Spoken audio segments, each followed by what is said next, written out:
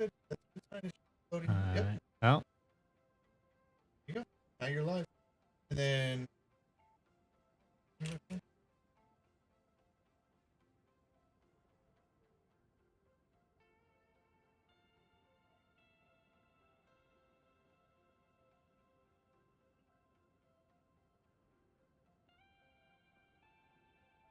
I'm on, but I need, let's see. Oh, yeah, that's right. Go to the YouTube. Yeah, I hit test. Hey, Shard and Carlos. You guys are here and you're helping me because, oh, hey, there we go. Now it's starting to show. Why doesn't it show everybody's, though? Hey, thanks, Carlos.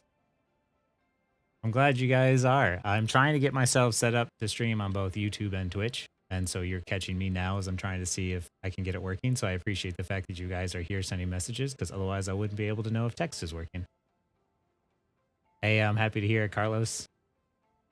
I got some more videos I want to get for you guys on the way too. So that's what I'm trying to set some more stuff up today so I can get it ready. Oh, I need to change the text to, oh, well, we can fix that later. Yo, that's awesome. GM1, you're higher than I am right now. What was your rank when you started watching my videos? And how's it going, Shard? Invisible Woman guide? That's what I was planning to learn Invisible Woman just so I could make a guide this season for her. Invisible Woman, Hela, and I don't know, maybe I'll play Doctor Strange or something for that. I don't really want to play tank on my other account. Never played a hero shooter in your life? Oh, so GM1 is really high for someone who's not played a hero shooter before. How's the stream, guys? Is it like, it's not choppy or nothing? It looks like all the stuff is going through too, so. You know what?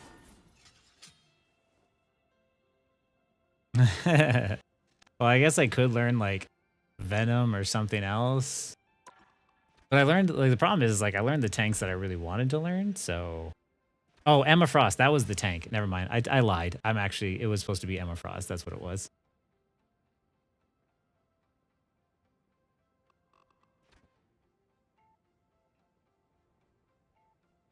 And by the way, hi, Kasi. I didn't mean to say, miss saying hello.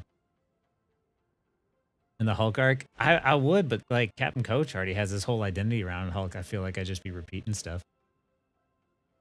Okay, Panther's a maybe, though.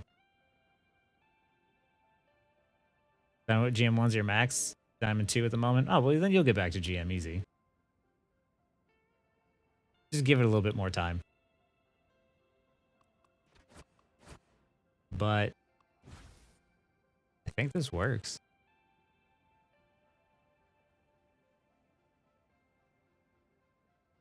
Adam Chadlock. Hey, thanks, End of One. I appreciate it. I'll be trying to stream myself, play, and do educational stuff as well soon, both from YouTube and Twitch. Shaggy Monkey, who you've seen from my videos, is currently here helping. He's off to the side. Everybody needs somebody who's a tech guy. That's Shaggy. So yeah. But yeah, Kosti, how's the stream? Is it good? Not lagging? I guess I'll go into like one quick play and we'll see which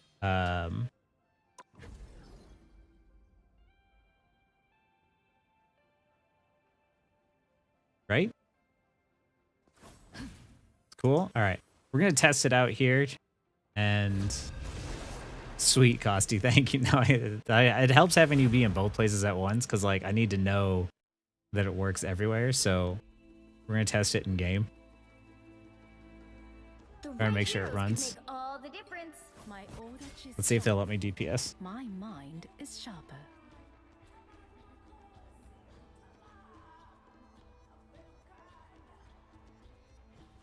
Yo, did you guys know that like streaming is a lot of work?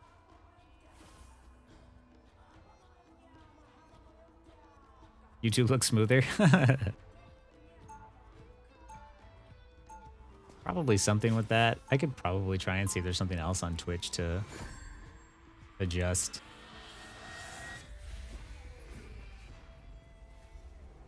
Right? Every time I see a Psylock skin, I'm like, man, I don't need, I was like, I don't need a new skin. And then I see it in game, and I'm like, maybe I kind of do. Okay, maybe. My mind is sharp, psychic. Cool. Mine has a piece of my soul. I admire that commitment.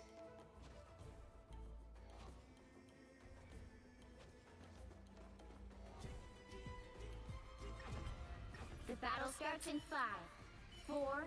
You know what? Screw it. Let's do a little cap. 2, I fight 1. for more than a flag. You Oh, have to stop we're it. gonna have to now. We're going triple support. Than all of us. I don't think I could handle the pressure of the dark. There's something about Twitch, right? They just don't stream as well. That's why I was trying to get set up on both An enemy. Twitch and YouTube. They are Sorry, coming from soldier. behind. Squid. That's the boost I needed. I am wounded. Your dog is suffering. I still want you. We're gonna defend my team real quick. Am I getting FPS dips? Might be with all the stuff I got open. We're gonna punch this dude. You can't have that many heals, right? Oh, I got messed up. Hey, Dre. How's it going? Might return. The Blood Crudo skin is really good. All right. Don't rush in. Views on YouTube are way better. Yeah. A lot of people watching my videos lately, which has been really nice. We're taught traditional classroom settings, like your style works. Get ready. Here come the bad guys. Oh yeah, I appreciate it, Carlos, and I'm really happy that like I could help you out and help you realize just like, you know, you just gotta like, sometimes just a matter of like quickly turn around, help your team and see what's like stopping them. Oh my goodness. You see, you're gonna sit behind here, get some health up. Can we switch places, Ty? We are undefeatable. Oh man. Gather around. Hey, happy I could help you, Carlos, and thanks for watching and subscribing, man. My team is just getting absolutely like shredded right now. I do feel like I'm getting FPS dips a little bit.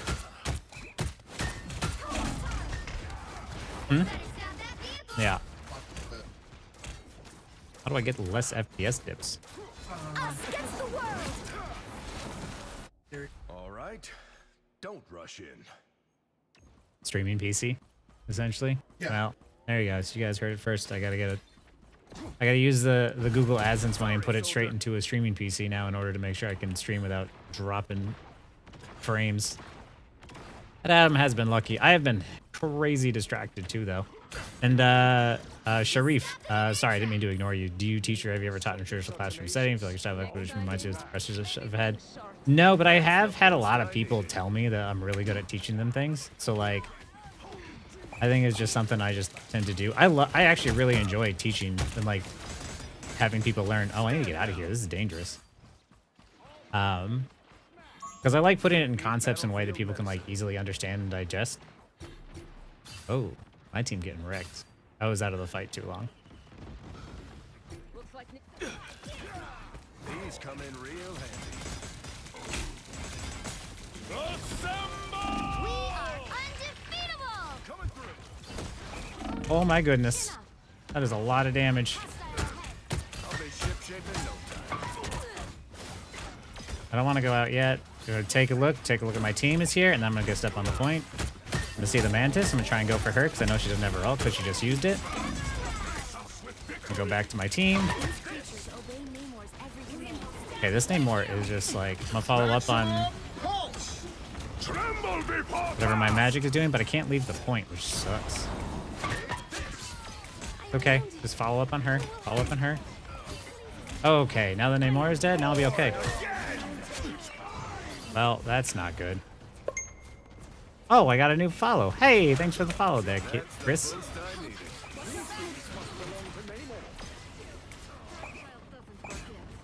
You need it. Yeah, Burb, I'm just doing test stuff at the moment. I think that was the last octopus. Teaching is fun, and it's enjoyable watching people like improve but also do so in like a, especially for rivals where it's just more fun. Let's see, he doesn't have a bubble. I hope he's getting massively healed right now. I have no cover here, so it's really dangerous to be out this far. I'm gonna go in with my Black Panther. I should have stayed in there longer. Nope, never mind. We're gonna go back in. You know what? I really... I messed up. We're good. Hey, Deke. Oh, hey, Chris. Oh, you're feeling worse about this season? Nah, man, this season, like... It's just a matter of, Oh, man. I'm just getting melted by these things. Sorry, one sec. The life of a tank, man. No, this season is more chaotic, and like if you don't use cover and everything properly, you get extremely punished for it. Oh! Low health.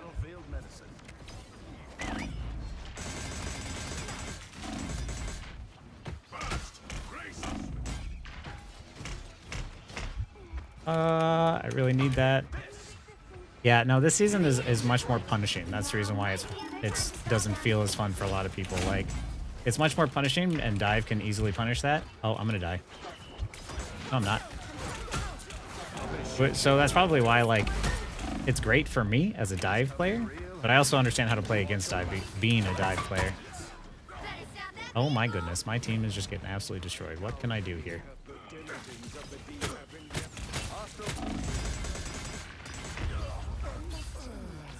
Hi, Erasmian.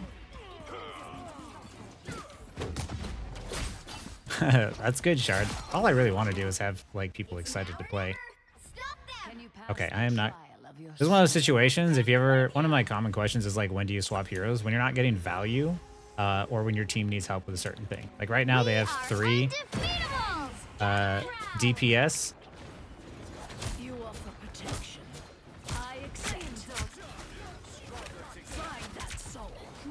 With 3 DPS, I can still hit squids this way.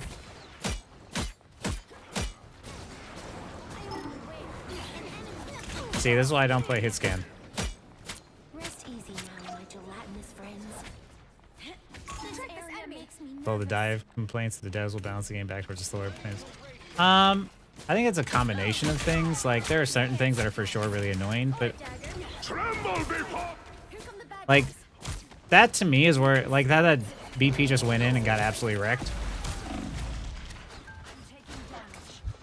I want to teach you guys how to do that so you're not nervous about dive.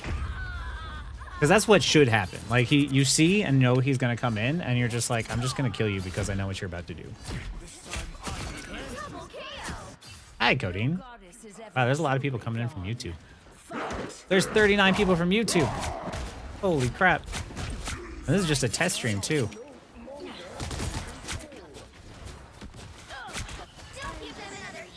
Why am I always CC?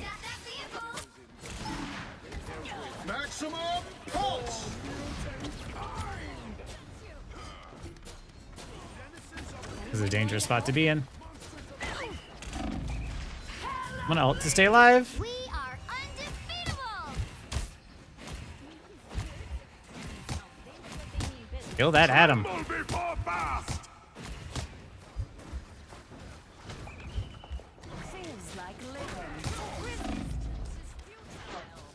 Howie. It's quick play though, so it's alright. Well, you can't expect me to... Hey, thanks, Judgmental Booper.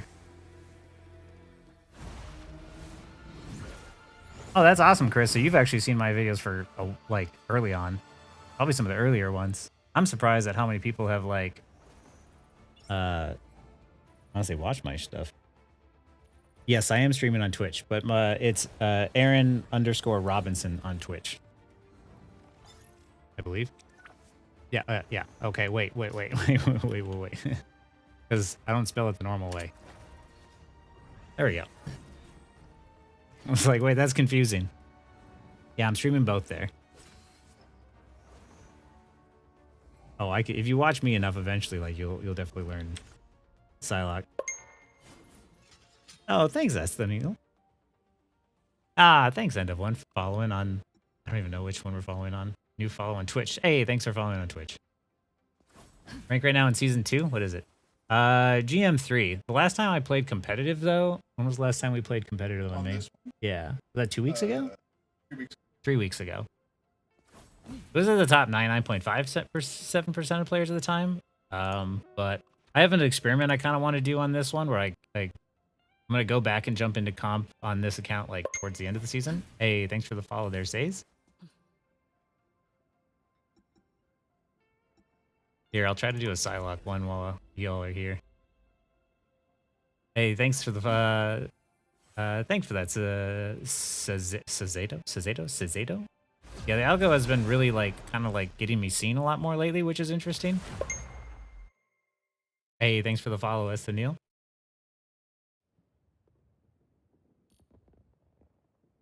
Oh wait, did I just backfill?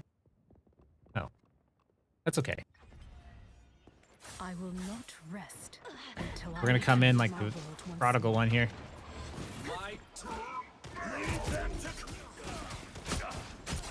Armed and dangerous. He made a mistake. We gotta rush in while they're low.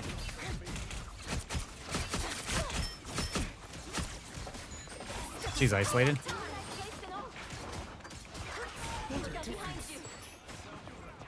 Hi, Adam.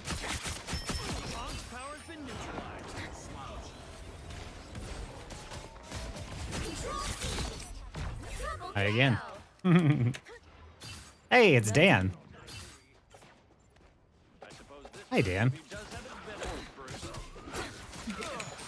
Dan's my friend. Aaron says hi, Dan. Also, the only reason I'm even playing Marvel Rivals is because of Dan Sacco there, so we should all say thank you to him. Here they come now. You're mine. I need time to Oh, I messed up. This is being too far away from your team, by the way. This is also just like holding and creating space. Yeah. The moon haunts you. Too dangerous. Oh no! Hi, Berry Streaks. Do you play Psylocke? Your MVP inspired, but I struggle with Psylocke for some reason. Psylocke, you can. She's very, very versatile. And it's very much about sort of like really playing those like off angles. I can try and narrate what I'm doing so you guys can sort of get an idea of what I'm supposed to do. Like right now I'm standing near my team and I don't want to stand near my team. I have all my cooldowns up, so I want to do something with that. They're all up in this room, so I'm gonna go up in here and ult this. I'm gonna cancel it early because I can't kill anything. Is Adam still in here? No. Now that they're down, I really want to engage in. I see Adam in here.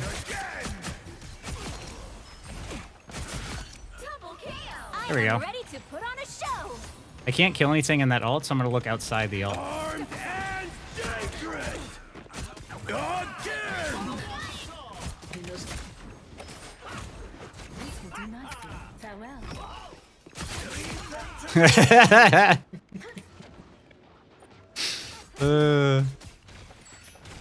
There we go.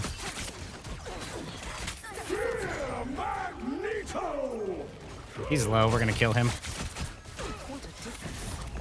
I got webs, so I'm gonna back out for a sec. You see, I'm kind of just like trying to use my invis and my abilities to like find somebody who's weak and execute them. I try to isolate someone and pull them into a 1v1 or someplace where I have the advantage. And because I have mobility, I can get to areas where other people can't. But my aim sucks, so I'm just gonna keep missing.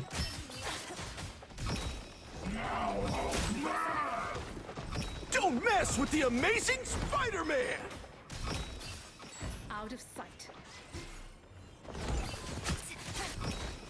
You're mine. I'm keeping her from healing her team, so I don't really care too much if I'm wasting my time.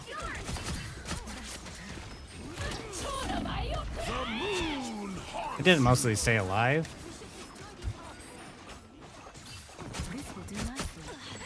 I cloak to get in. I see items isolated. No one can see him. I always like to attack the people at the very back because nobody's ever looking at them. He's going to res himself back up. I didn't forget about him, so we're going to go back up and we're going to kill him again.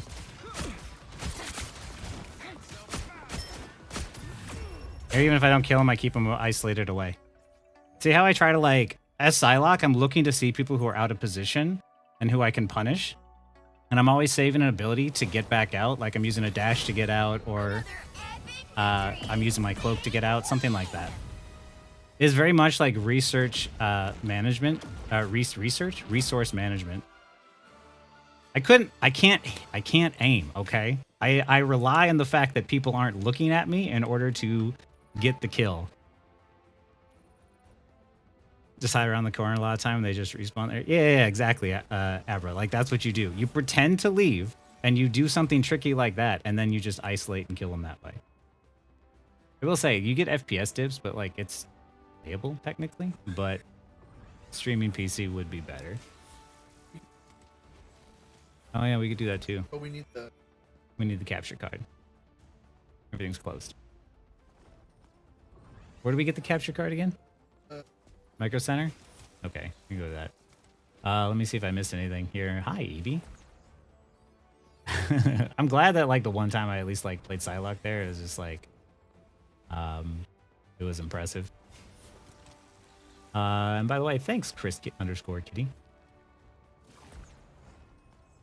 But yeah, I'm gonna have another video I'm gonna come out with where, like, playing Psylock and, like, planar sort of is like a single player. Oh, thank you, Bananas. Oh my god, you wouldn't believe it. Thank you for the sacrifice. Thank you for the sacrifice. Yes. Thank you for the sacrifice. Hey, thank you, Bananas. Dude, you didn't have to do that, especially on a test stream, but I appreciate it.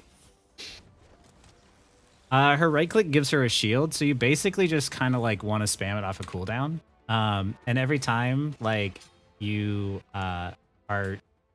Because your left click shortens your cooldown, you get it back really quick, right?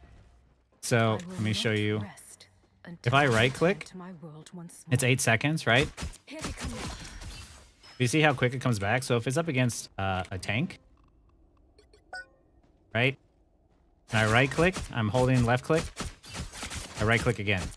So basically, like, if you're pumping damage into a tank or something like that, you want to just, like, hit your right click, shoot a few times, and then spam it again and hit it again. But, like, if you're up against a squishy hero, you do kind of want to, like, save it. Like, don't just, like, spam it and use it beforehand and then try to start attacking, right? It does work better if you can shorten your cooldown on it, so that way you can go like that. Like, it's really good, too, because it also gives you a shield to help you get a little bit of sustain. So sometimes when you're taking a duel with someone, if you're getting too low, you can hit the right click on, like, someone else just to get the shield. To not hit twice on the right click? Not really. Not that I've found, at least.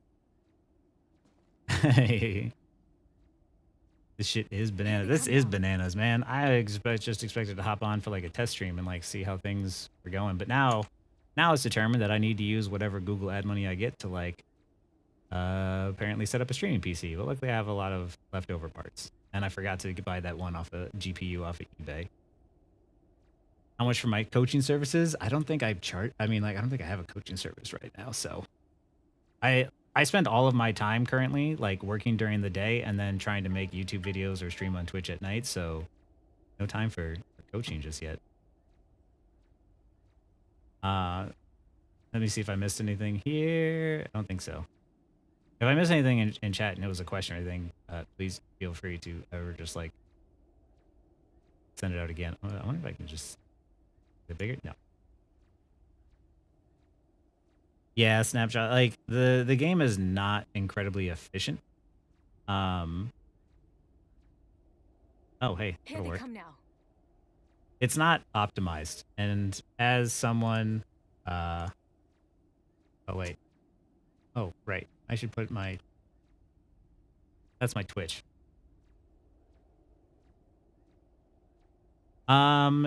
If you submitted to a VOD review and you put the code in there, I have an Excel spreadsheet that I open it up on. Hey, thank you for the... Oh, thank you for the gifted sub. Cafe Music. End of one followed and gets a sub today. You must drink a sip of plain water and clean your health today. That'd be pretty good. Hey, thank you for the follow. I should have been doing this a long time ago, apparently. Thank you, Shaggy. Thank you for the follow there. Oh my goodness. Abracadaniel. That's actually kind of cool. I like that. And Sarishan Du and Kendaren. Yeah, for sure. Thanks for stopping by, Shard, and I'll be sure to be streaming more. Yeah, anyway, VOD review. If you submit anybody who submits it into the VOD review section, I will put into an Excel spreadsheet, and then I just sort of pick from random from there. But if people are active, if I see they're active on Twitch, Discord, or YouTube, I will sometimes make them a priority just because they're active in the community. And outside of that, I just pull from random. But because yeah, like I can get usually about 2 VOD reviews done a week, and that's like just the max I can do right now, especially doing free. Hey, thanks, Dre. Oh, I have to test stuff now because Shaggy's telling me. Oh shit.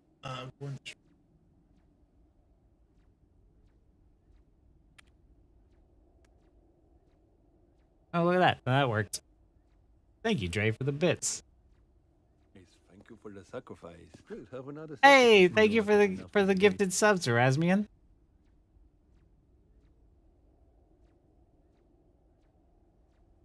Emma W. Oh, Emma. Oh, yeah. Feminist icon Emma Watson. Hell yeah, dude. She has always been the best. And in the Harry Potter series as Hermione, she was like clearly the best one. Everybody else was just lucky. Like Harry Potter is just a lucky hero, and then Ron was just they just made him really obnoxious in the movies. Watson and Emma Stone. I mean, to be fair, this is rather close. The enemy has arrived. Oh, she's talking to Punisher.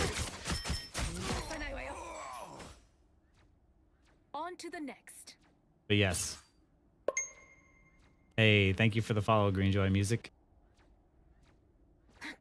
But yeah, any educational content questions you guys have, let me know. I have more stuff I have lots of videos to make to show off to you guys because oh, and just to show you guys, it doesn't always go smoothly. Like me and Shaggy, I was like, I need content. So like, let's just play some games, let's chill ones off stream. We went through it the other day. This was, yeah, starting here. This was a day. Hey, thanks for the gifts. Oh my goodness, you guys are going crazy today. Thank you for the gifted subs, End of One.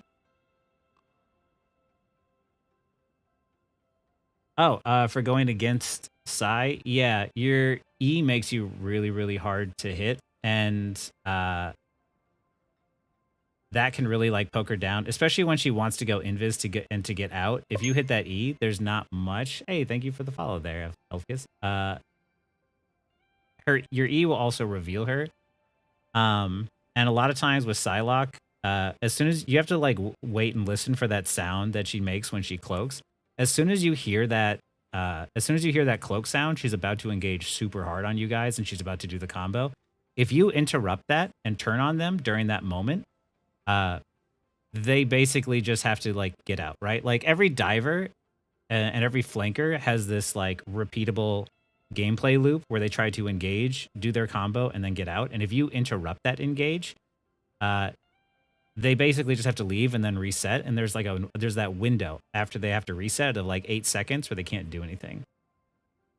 No, tomorrow plus my YouTube premium needs to go to someone. Hey, thank you. As a thought, like I mean, to be fair, I stream on Twitch, but I typically watch YouTube streams myself because I have YouTube premium. So like, I get it.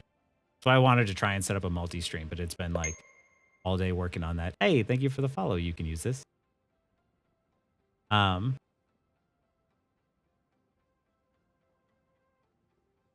I might be wrong as tank. Do you want to see the video? I'm curious, Liner. Do you? I know links don't work in Twitch chat, but like, I'd be interested to see who it is if you can give me something to like maybe Google.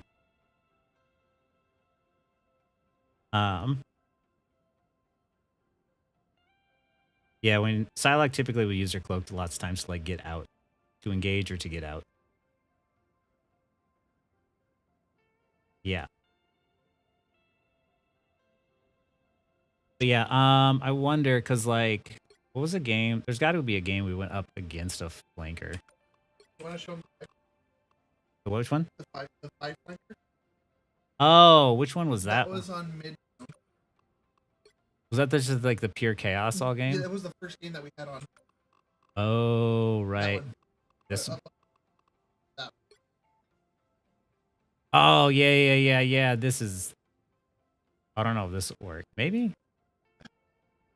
I know everyone in this game was just like, oh, we need to switch it up. We're really struggling. I'm like, like, I don't know what you guys are talking about. Like, I'm doing fine. You guys need to switch it up. Any suggestions for countering Emma? Yeah. Which character are you playing into Emma first? Let me ask you that one. If there's one specific. Fails, buffers, lags, YouTube's nearly flawless. Yeah, Vetch Ducks. That's why I was like, even I watch stuff on YouTube, so that's why I wanted to bring it over here. Hey, Deviant. Hi. Nice to see you. Thanks for stopping by. Get some rest. Is there any character roster you don't like playing as? Oh, yeah, absolutely. This is why I always tell you guys, just like play what you enjoy. Don't play with like what's meta and stuff. But like I was playing Hella on my alt account, making sure that I was like, I could like learn her slowly. And I can play her successfully, but I hate playing Hella, right? I'll give you guys a little sneak peek because I'm not sure I'm going to use this stuff because it's too low rank anyway. But like, I know how to play Hella, but it's such a boring play style to me because of the fact that like all you do is just get into position and then click heads. And here we go. This is when it starts to pick up. Like, I know how to push and pull and rotate and expect the danger. Like, the Spider-Man was just dunking on my team all game. So like, I know how to play against it. I just don't like playing the hit scan types like this. Like, if you can click heads and you just know how to push and pull and expect danger, you can carry as Hella, but it just bores the crap out of me.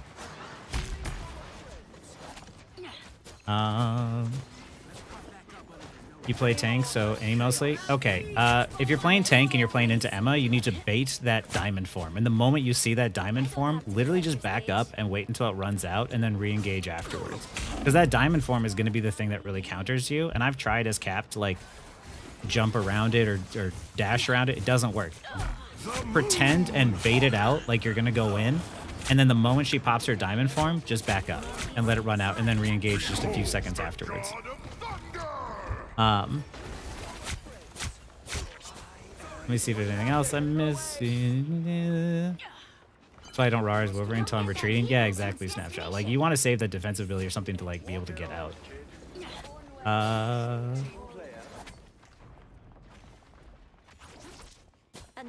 He just never dies. Yeah, there's certain characters where they're super effective, but it's just, like, they're not super interesting, right? But like, part of the game is understanding like the tools you have in your toolkit and sort of like how to bait around it. Oh, would you guys like to know how to beat Iron Fist? Because I was going to make a short on that, but I really want to... Does you guys want to know how to play against that, essentially? Because I know he's a tough one.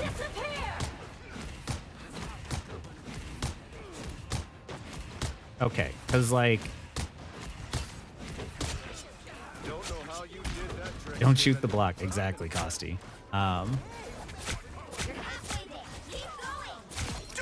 With the amazing Spider-Man. Loki shoulder glitters is only on friendly Loki's spot. Oh, but it's on friendly still. That I didn't know still. So it's glitters on friendly Lokis, on the clones or something. You can see the one that's not friendly by the one that's moving. Immortality has its privileges. But yeah, like. Don't turn back now. Oh, actually, I'm gonna show you guys something here on defense. Yeah. Okay. Also, while I'm playing Hella here, so I'll do another quick little educational thing as long as we're at it. I know that the enemy team is at a Spidey that's been popping off all game. I switched to playing DPS because my other DPS just didn't know how to like peel. This is what I call a raid boss situation. There's one person on the enemy team. Hey, thanks for the follow, Liner. There's one person on the enemy team that's a problem. So if you mark that one person, it makes it very difficult for the rest of the team to sort of pick up the slack because they've been carrying most of the round. So we know from this situation here, as the game is starting, that I know they have a Spider-Man because he's not going to switch off. It's a Spidey player, right? So I'm positioning here where I'm near my team where they can see me, but I also have cover to rotate around. And now I'm waiting, and of course, Spidey's going to go around the side. Why? Because people are predictable. So now I'm just watching him. And you see how I'm just like, I'm watching and I'm waiting? I know he hasn't moved yet, right? Now, a lot of times players are going to get tempted to like look away and be like, I feel like I'm not doing anything, but you are doing something. You are making sure Spidey doesn't engage on your team and get a quick kill, right? So I'm just not going to stop paying attention to him. And he thinks he's waited long enough. Hey, thanks for the bits there. You can use this. Is that the name, or did I just get like not much, but thanks for all the great tips you given on YouTube. Oh, you're welcome. Video talk about how to use bans more effectively. Oh, that's a good idea. Remember that. So you see how I'm still paying attention to the Spidey, right? I'm just not letting him engage on my team, right? And even then, he sees me shooting, so he dips out. And right there, now he has to like try to get out. Watch, I'm still not done paying attention to him, right? This is what it means to like mark someone. And look, as soon as I get him low, he's got to leave again. Spidey has done almost nothing this entire game, for this entire round, and that's exactly what you want to do when there's like one diver specifically that's really a problem, is you just mark them. So over and over again, I never stop paying attention to where he is. Oh, he doesn't even realize. This is the guy that we beat really badly that one day on which we were ranking up. Poor guy. But yeah, I just sit there and I mark him the entire time. You don't have to stop paying attention to them just because they're around cover. Like, you want to keep paying attention to them because the moment that they can zip in, get a quick kill when you're not paying attention, that's what a flanker is looking for. So if you just never let them do that, they just get shut down really, really hard. It's really frustrating. As someone who plays flanker, when someone is marking me that way, it makes it very difficult to work. But yes, let me show you guys. Appreciate your videos. You much better at explaining things I do. I just know your with friends, and they've all improved the last few weeks. Hey, that's awesome, Sonny. I'm honestly, I'm just really happy to see people improving. I always have to hit it twice. Let's see. Is Widow okay as a DPS? Yeah. Widow's okay as a DPS. It's always about like making sure that you understand how to push and pull with the fight, and being able to off angle and create value. Like that off angling video I created, and like some of the other stuff I've talked about. Like Benchix has one with the VOD review I did on Psylock, where I'm like, hey, like, you know, you want to create those off angles. If you can reach those off angles as Widow and hit your shots, you're going to create a lot of value for your team. But it's always about making sure that you're shooting from a place where you can get value. I should at least whisper.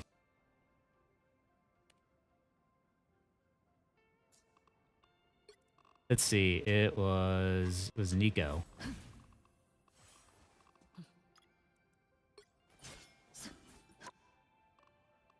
And it was Burnin' T'Challa. Iron Fist. His magnet range is 6 meters, which means if you walk backwards. Oh.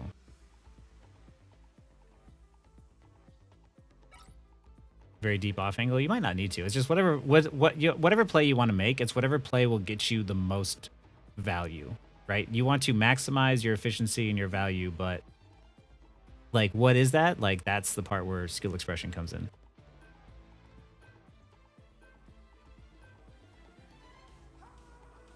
First game. I mean, if you're active in the Discord and I see, I could definitely take a look. Here. He has no idea I'm streaming right now. Okay. So This is real firepower. my team had just won the fight here. When my team wins the fight, when my team had just lost the fight previously to this, so the enemy team captured the point. I can't bring value by engaging in on the enemy team with the rocket ult up. I'm too far away, but I do remember that Iron Fist was killed in the previous fight. So I'm going to go and I'm going to spawn camp him and then engage into my team with my team. And by that time, the rocket ult is going to be down. That's the reason why I can maximize my value output by attacking and getting a pick first when it's easiest, and then go back in and collapse into the enemy team, right?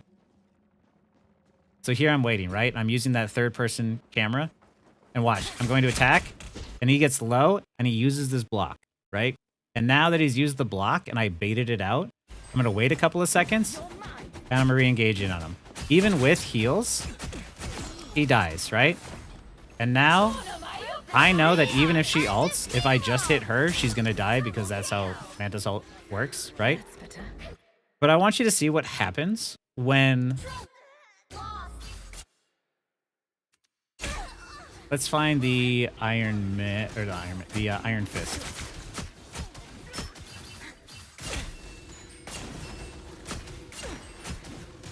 There we go.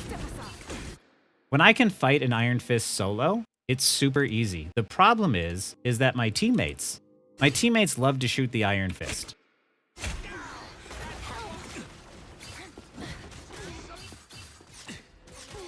Oh yeah.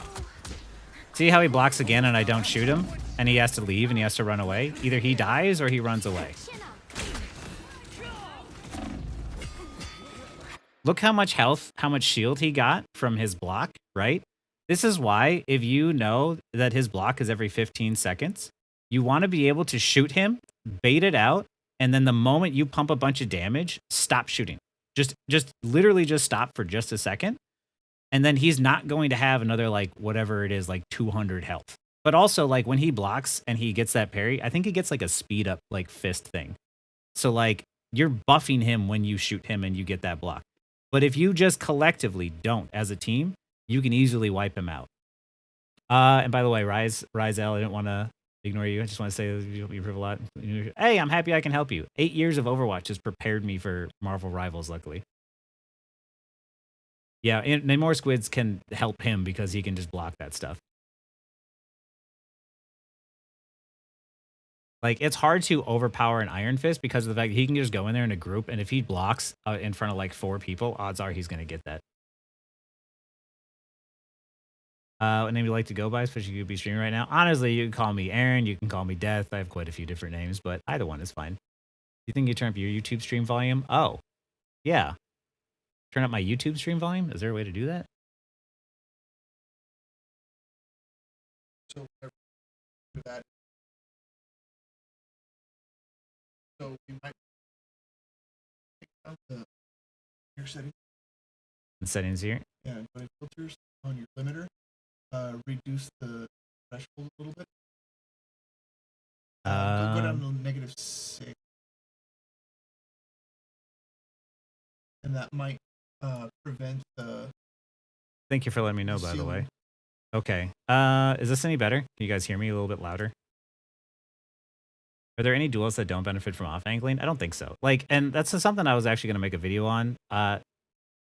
There's always, like duelists are the best at off-angling, but everybody can off-angle. And that's, I'm going to give you guys a sort of spoiler.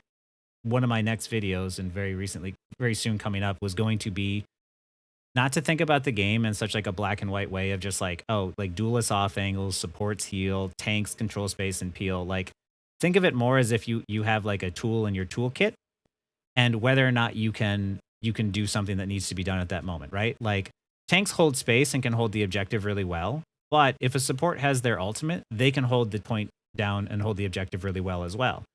Duelists can off angle, but if you're playing Luna and she's got her clap and you've got a good angle, you can off angle as support as well.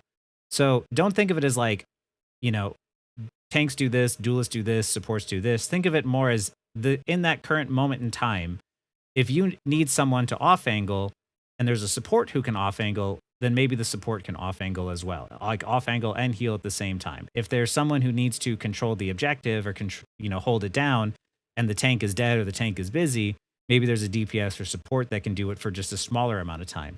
Always be thinking of it as just like, you know, concepts of just like you all have the same goal, but you all have different tools in your toolkit. And it's whether or not you have the tools at that current moment that allow you to do so. When your cooldowns are down and you have low health, you need to back up. You got to say, hey, I can't hold the objective right now, even though like you're the tank. Someone else is going to have to hop on. That is sort of like what you're going to have to, how you have to sort of like see the game is just like, think of it more as like, okay, like, you know, anybody can off angle, anybody can peel, anybody can hold the objective down. It's just who is capable at that moment. Second favorite tank after Cap, I'd say Magneto, just because I'm probably the most familiar with him. Mr. Fantastic is definitely more of a brawler, I'd say, so he can definitely be up in the front that way, I think. I don't have much experience on him, though. I'm back a little bit. Session was literal perfect.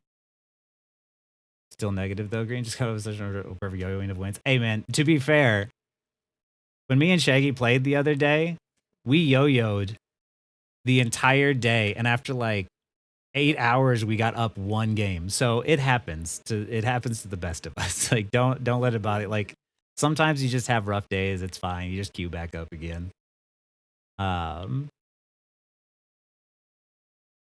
Wait, the video, how DPS mistakes rune rank matches. Okay, well, I mean, that does sound kind of interesting, actually.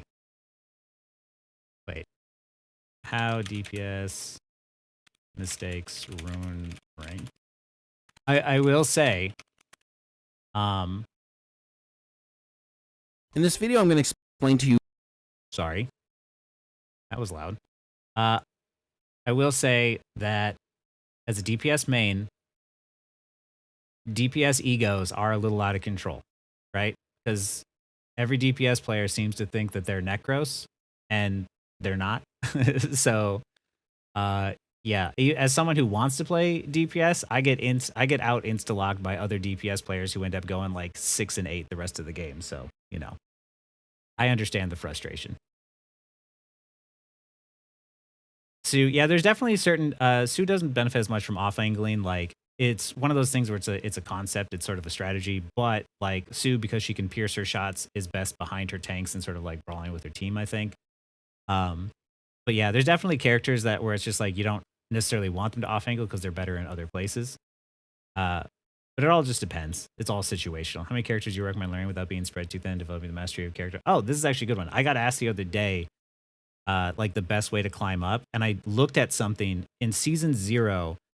I had bigger win streaks and loss streaks, and that was because of the fact that at the time I only played Psylock, really. And then as I started to play the next season, I picked up Mag and Rocket, and I got fewer loss streaks. And then by by season 1.5, I picked up Cloak and Dagger, Cap, and Namor, and I had very few loss streaks. So I would say that like if you have like a good solid like 2 in each category of, you know, two tanks, 2 DPS, and 2 supports that you feel comfortable on, with like 1 character you feel super confident on, that would be sort of like the good happy number to be at. Like, you don't absolutely have to have that many, but having more characters under your belt allow you to be more versatile and adapt to more problems that you're going to encounter. Because there's changing your strategy, and then there's changing your hero to fit the strategy. Because yeah, I noticed that I had fewer loss streaks, and I wondered why, and it was like, oh, because my toolkit got bigger. I am working on that snapshot. Like, I want to learn magic, and that was sort of like a goal of like this season as well, or at least like season 2.5. Do I believe it's possibly controller, Hawkeye, and Hilo? Yeah, like apparently like the best Hela player in the world plays on controller on PC, so 100%. Yeah, DPS is just a rough one to lock in. Strange is one I pull out all the time because of the fact that TP is too crucial. Any characters I want to learn? Magic. Not like selfishly, magic. I get most requests, I think, for like wanting to, for people wanting me to show how to play like hit scan like Hela or something and how to off angle with them, and I'll do it for YouTube. But selfishly, I want to learn magic. I'll let this play in the background. You can watch how many times I spawn camp at Hela.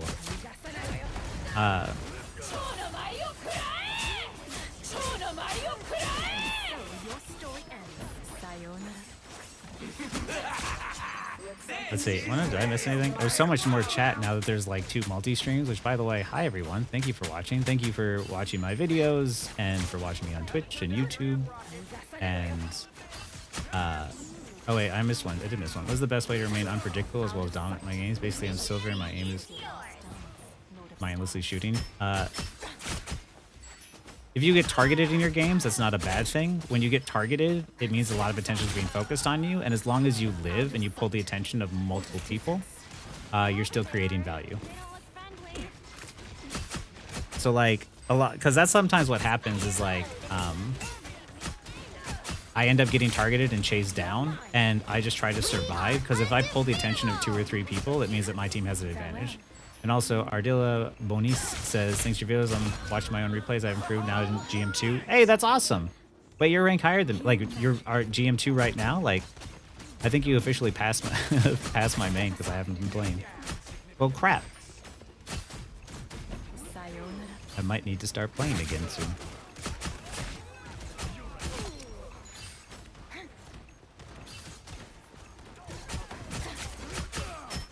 More than half of the mission area.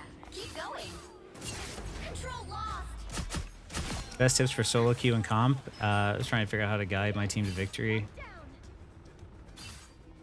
The best tips for solo queue and comp is to mute negative people immediately when annoying people. Like, just mute people. Like, if they get on your nerves or if they're just cluttering up the comms, mute them. If they're, you know, already being assholes from the very get-go, mute them. Like, I mute people all the time, like very quickly, both voice and text, so I can just focus in on the game.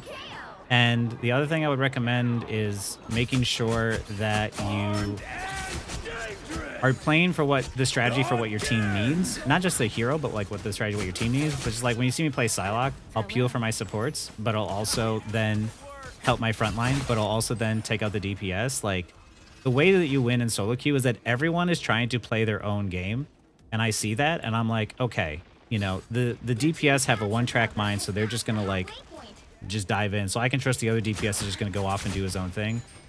The tanks are gonna frontline, and then no one's gonna help the supports, and then everyone's gonna complain, and whichever team flips that coin and attacks the back line better is gonna be the one that wins.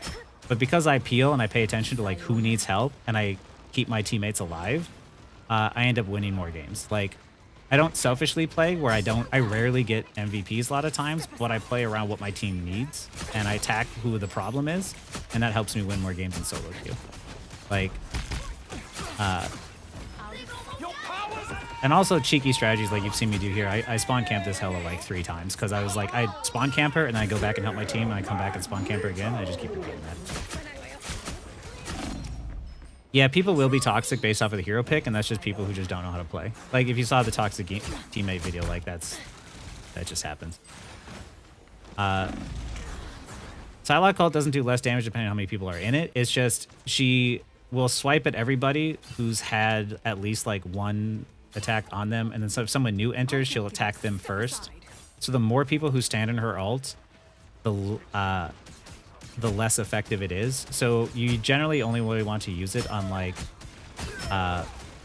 1 or 2 people at once. Like, I've solo ulted people all the time. Like, if you saw me do it in the earlier game in quick play, I just solo ult people because it's much more effective. Your powers are mine. It's a very lackluster ult the higher up you climb. Everyone has an idea of how the game should be played, and constantly feels like certain things PC don't translate well. Oh, yeah, happy to help, Melon. Yeah. Sometimes it's like you play the game for what you have, not for the game that you want, right? Like, you know, it would be great if people played the game the same way as me, but they don't. So I have to adapt to whatever my team is doing versus like what I want to do. Terribly was funny as hell, by the way. Gotta kick it. Dude, that is what happens all the time. Like, anytime someone's super toxic to you, mute them and then just go watch back from their perspective, and you're like, they have no cover, they have no resource management. Like, that's why, like, you can't reason with those people. Just don't. Just mute them and focus on the game.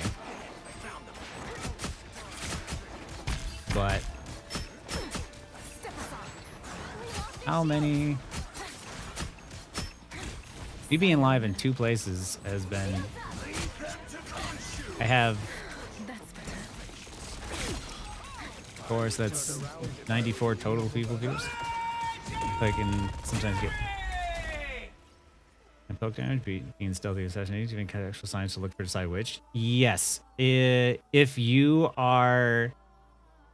playing Psylock, if you hear your team fighting, you need to be extremely active and get into the fight as soon as possible.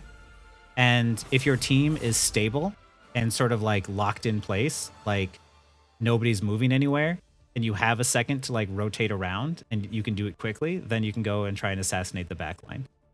Or if you're setting up and there's like sort of setup time, like there's a soft reset, like your team died and you're waiting for them to come back in, then you can get yourself into position early so you can start with the flank and then get back with your team. You very much want to do this thing where you're like rotating, where like if this is your team and this is you and this is the enemy team, you want to be able to attack, use your aggressive mobility to be able to get to an off angle, attack from there, and then you can cloak in, attack the backline, get a flank, and try to get a cheeky pick, and then use your abilities to get back out, reset your cooldowns this way, and then do that loop around like that over and over again. You like when your team is rude? That is a practice right there. If you can get through that. Everyone else to change their plays, let's see if the character they want to play them. 3 pocket supports. Yeah, there's people who are just like, I need 3 supports and everybody pumping abilities into me to win. Where it's just like the higher elo players are more of like, hey, like someone needs to hop on point. Can anyone hop on point? And someone else would be like, oh, I can hop on. And you know, it might be a support, it might be a DPS. That's what I mean is like when you are the higher in rank that you climb, the more you're relying on your teammates. By you're playing your game and you understand like, okay, I don't have abilities to go in right now, so someone else is going to have to touch. What do you think the 2 best characters to duo queue this season are in general? Honestly, Emma Frost and Psylock. Like Hulk is banned, Groot is banned, Johnny Storm is banned, Iron Fist is banned sometimes. But Psylock and Emma Frost get through the ban phase like 95% of the time. And that's what we play. So the team up on them is crazy strong. And if you have a good Psylock player and a good Emma Frost, I think that would be like the most effective right now. Me personally, like if you have people that play those heroes, otherwise just play what you're best at. Point if he dies. Oh yeah, but Namor is just like, he can burst people. Even Celestial people don't play the game like a team. That makes... Oh, yeah. No. It doesn't get better the higher up you climb sometimes. Like, it gets harder. Because then the people, like... You can't outplay people in the same way, right? Like, you... It's easier to kill people in low elo and solo carry games. And you get to high elo and you still see your team making positional mistakes and blaming everyone around them. Like, you have the people who are mechanically really, really good, who know how to hit their shots, but have absolutely 0 game sense. And they'll have like 21 deaths at the end of the game. And they'll be like, look, I got 50 kills. And it's like, yes, but we lost the objective because you were dead 21 times. Like, yeah, I'd say that like egos are kind of the thing that like, that make it difficult. Because like for me and Shaggy, like Shaggy fills, I'm a DPS main, but I'll fill for like what's needed. Why is my pocket going off so much? No, it's absolutely nothing.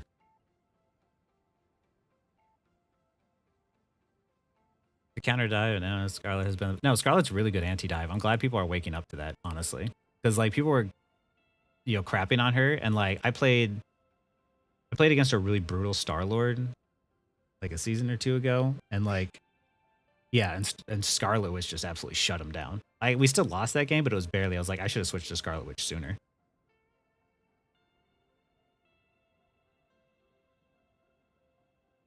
Yeah, the Emma Frost will absolutely crap on tanks. But that's because of the fact that, like, once you hear that, you have to bait the diamond form. Bait the diamond form and just back up. That's it. And it's super easy to do. Because every Emma Frost has gotten so used to the fact that no one respects it that they just pop diamond form and then they can't use it again. Like, if we go into practice range, I can see what the cooldown is. Just saw the Marvel. It was funny. Did you see it? Wait, the Marvels? Oh, the one with... The girl with the glowy fist and Brie Larson. I thought that was pretty good. I like all Marvel movies except for like Ant-Man 3. That one was the one that needed some work.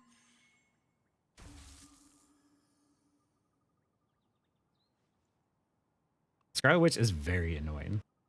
Scarlet Witch is one that's not. She's not going to get a bunch of kills, but she will stop other people from playing, and that might be enough. Miss Marvel is her name. Thank you, Dan. Dude, I have a.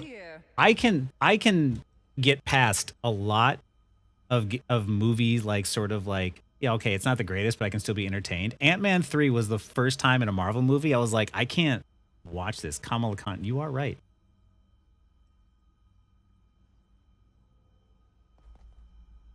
71 and 10 is Scarlet Witch. That's actually incredible. Oh, yeah.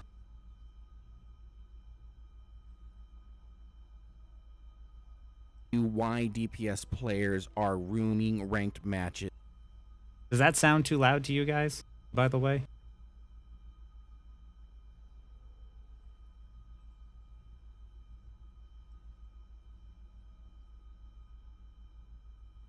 Silver was the hardest rank. Last year for natural high breeze plus gold to plat. Sometimes it's like you have to play each rank differently, and sometimes your play style doesn't match up with the rank. Ah, look who's here.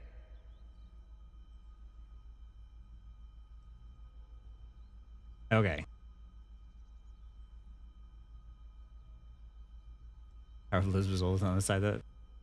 Yeah, exact. Okay.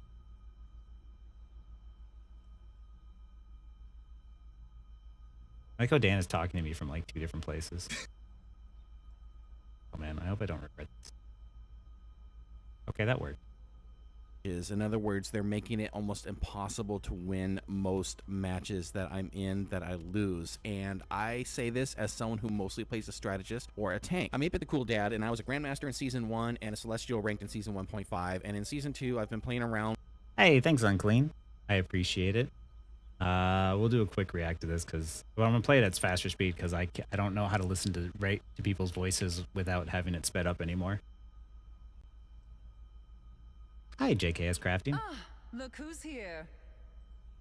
With solo queuing, and I'm absolutely appalled at what I'm seeing. Now, to be fair, strategists and tanks do have their own problems and their own responsibilities, and I'm seeing failures with those as well, and I'll probably record a video about those 2 roles and address those. But right now, I have to give you a trigger warning because I'm going to pick on DPS for this entire video, and at the end of the video, I'm going to provide the way that DPSs can rank up faster and better and really help their team, so stick around. But first, I got to get to all the stuff that's driving me absolutely crazy. So here's the first topic, you and your main. I recorded a video a while back stating that in that video, if you stick to one character and you're a one-trick pony, you're never going to see high-level ranks, and I put a little snippet of that on Instagram, and boy, I got ratioed by people. In fact, I had to turn off the comments because I was just so tired of arguing with people. But you know what? I'm going to double down on this, okay? I'm going to say this again. If you just want to play one character and that's all you know, let's say you were Spider-Man main and that's all you know how to play, you're going to have a hard time seeing high ranks. I'm just going to say that right now. And there's a couple quick things about this that annoy me. One, if you insist on playing just one character, that character can get banned or someone else can take them before.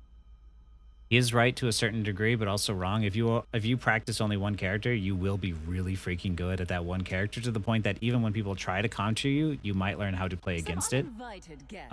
But you definitely at times when someone knows how to play against you, no matter what, they will know how to shut you down and you won't have a backup. Also, you play selfishly, which means everyone else has to pick around you, and sometimes people won't do that. So one tricking, like, that's why I always say, like, I'm a main. I have heroes I'm really good at, and that's what I stick to.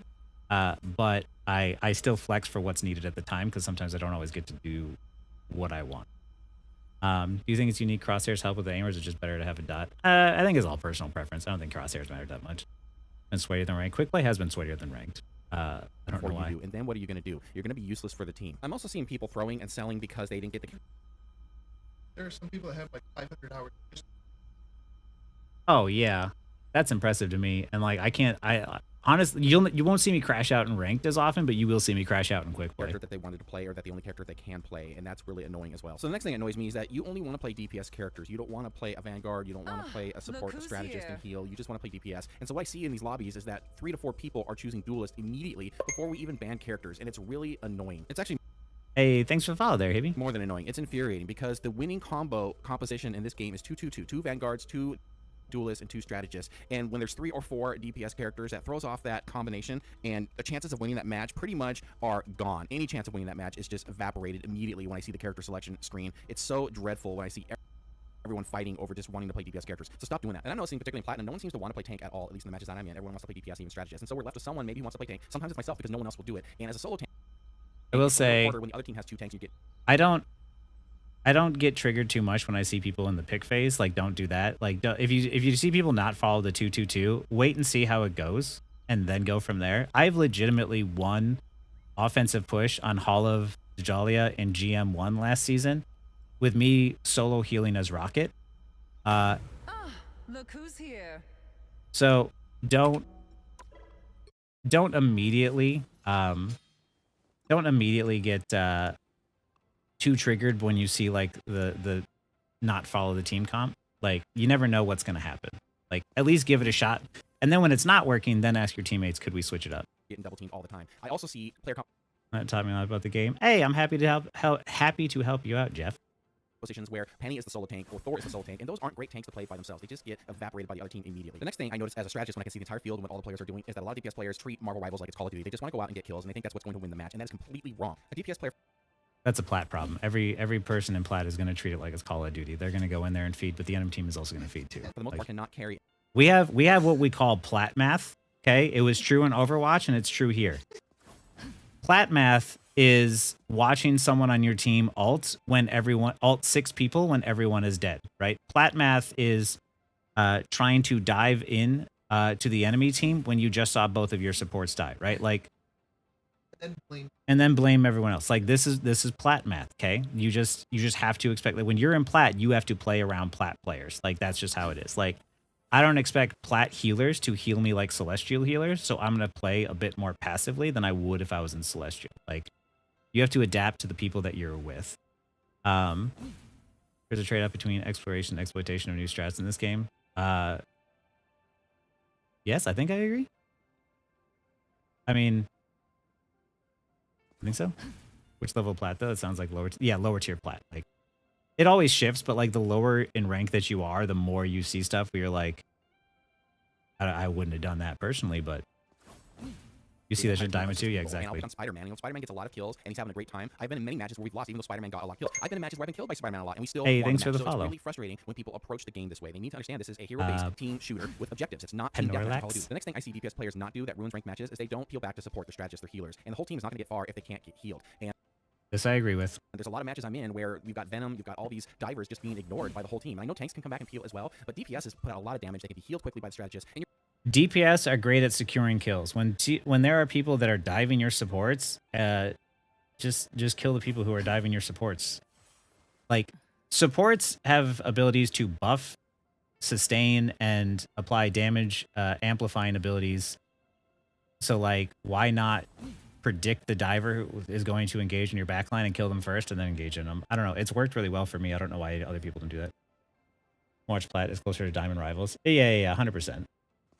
your goal is to punish anyone who comes into your backline so that they ultimately switch characters and try something different. That's really what you want to do. And it doesn't take much for you to keep an eye on your strategist and look after them. But you're just not going to win the match if you're out there just trying to get kills on your own. And speaking of doing things that completely let your team down because you're treating this game like Call of Duty as a DPS player, is that you're not focusing the tanks on the other team. As a long-time Overwatch player for years, when the tank goes down, the entire team crumbles. And usually who's left are just the healers or strategists, and they're easy to take down. The tanks must be taken down. I don't know how many matches I've been in where you've got a Thing or Thor or Venom just breaking into our backline over and over again and killing us as a strategist, and no one is doing anything about it. Folks, this is why no one wants to play strategist in this game, because it is so emotionally frustrating to get dove.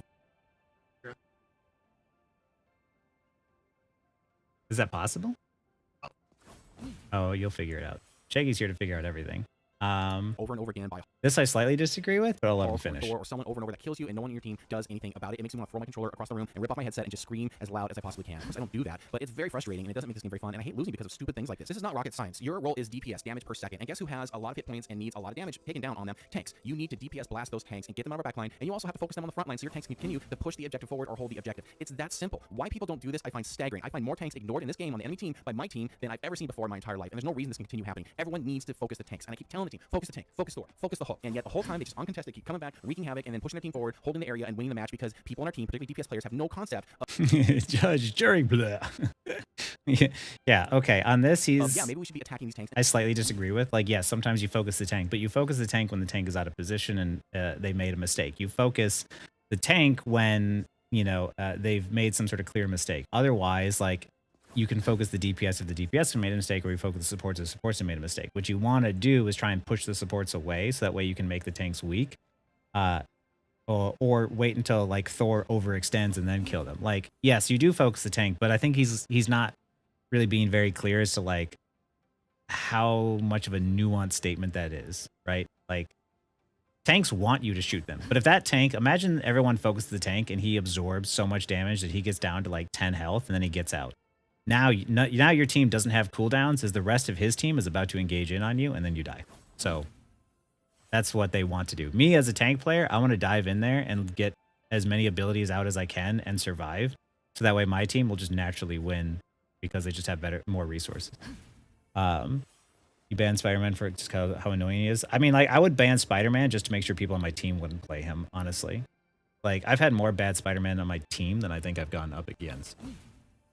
And blasting your hit points down to 0. All right, this is probably the most annoying thing, if there could be any more annoying Yeah, thing that's DPS players Wolverine. don't do or and should do that I see in matches is that if they're playing a DPS character that is not a good composition, that's not a good match, that is being countered by another DPS player on the other team, they won't switch because they're playing their favorite main. They only know how to play Moon Knight. That's the only character they want to play or that they know how to play. Well, guess what? Hela or Psylock is countering you the whole time, and maybe you should try a different character to counter them. I played a lot of matches where there's an Iron Man in the sky or the Human Torch up there in the sky the whole time, uncontested, raining death and destruction on us the entire time, and no one on my team is firing at them. And yes, I can switch to Luna Snow, who has hit scan, and start aiming up at the sky, but it shouldn't be my job as Luna Snow to take down Iron Man. I should be healing my team first and maybe get some shots to help finish Iron Man. But for no one on the team addressing that, even trying to attack Iron Man, it's just pathetic. It's pathetic that someone should just be up there in the sky for example, let him not have finish. anyone approach them or contest them, and they can have free reign of the entire match. It's awful. People need to start switching characters and learning other characters that you can counter flyers like that, for example. Choose characters that have hit scan, that have that instant hit. If you don't know what hit scan is, look it up. You need to use characters that can take care of these characters and counter them so that you can focus on protecting your strategist and putting damage on the tanks, which I'm going to get to in this video.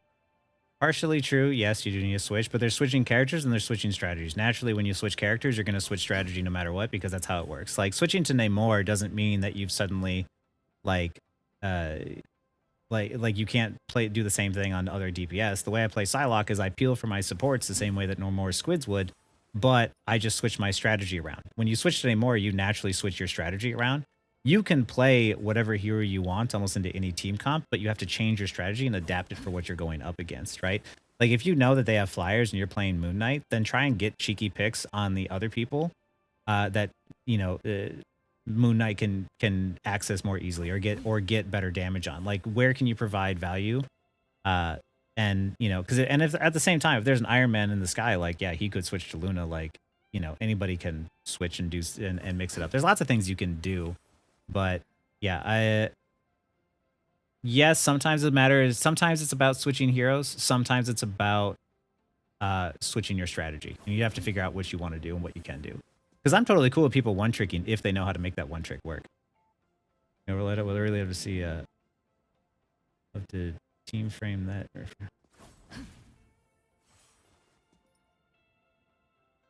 No, the magic VPs. No one will switch. It is tough if you have all melee and like no one to fight the flyers though. That does make it tough. Shout out to Deckers for having a positive influence in Spider-Man players. Yeah. No comment.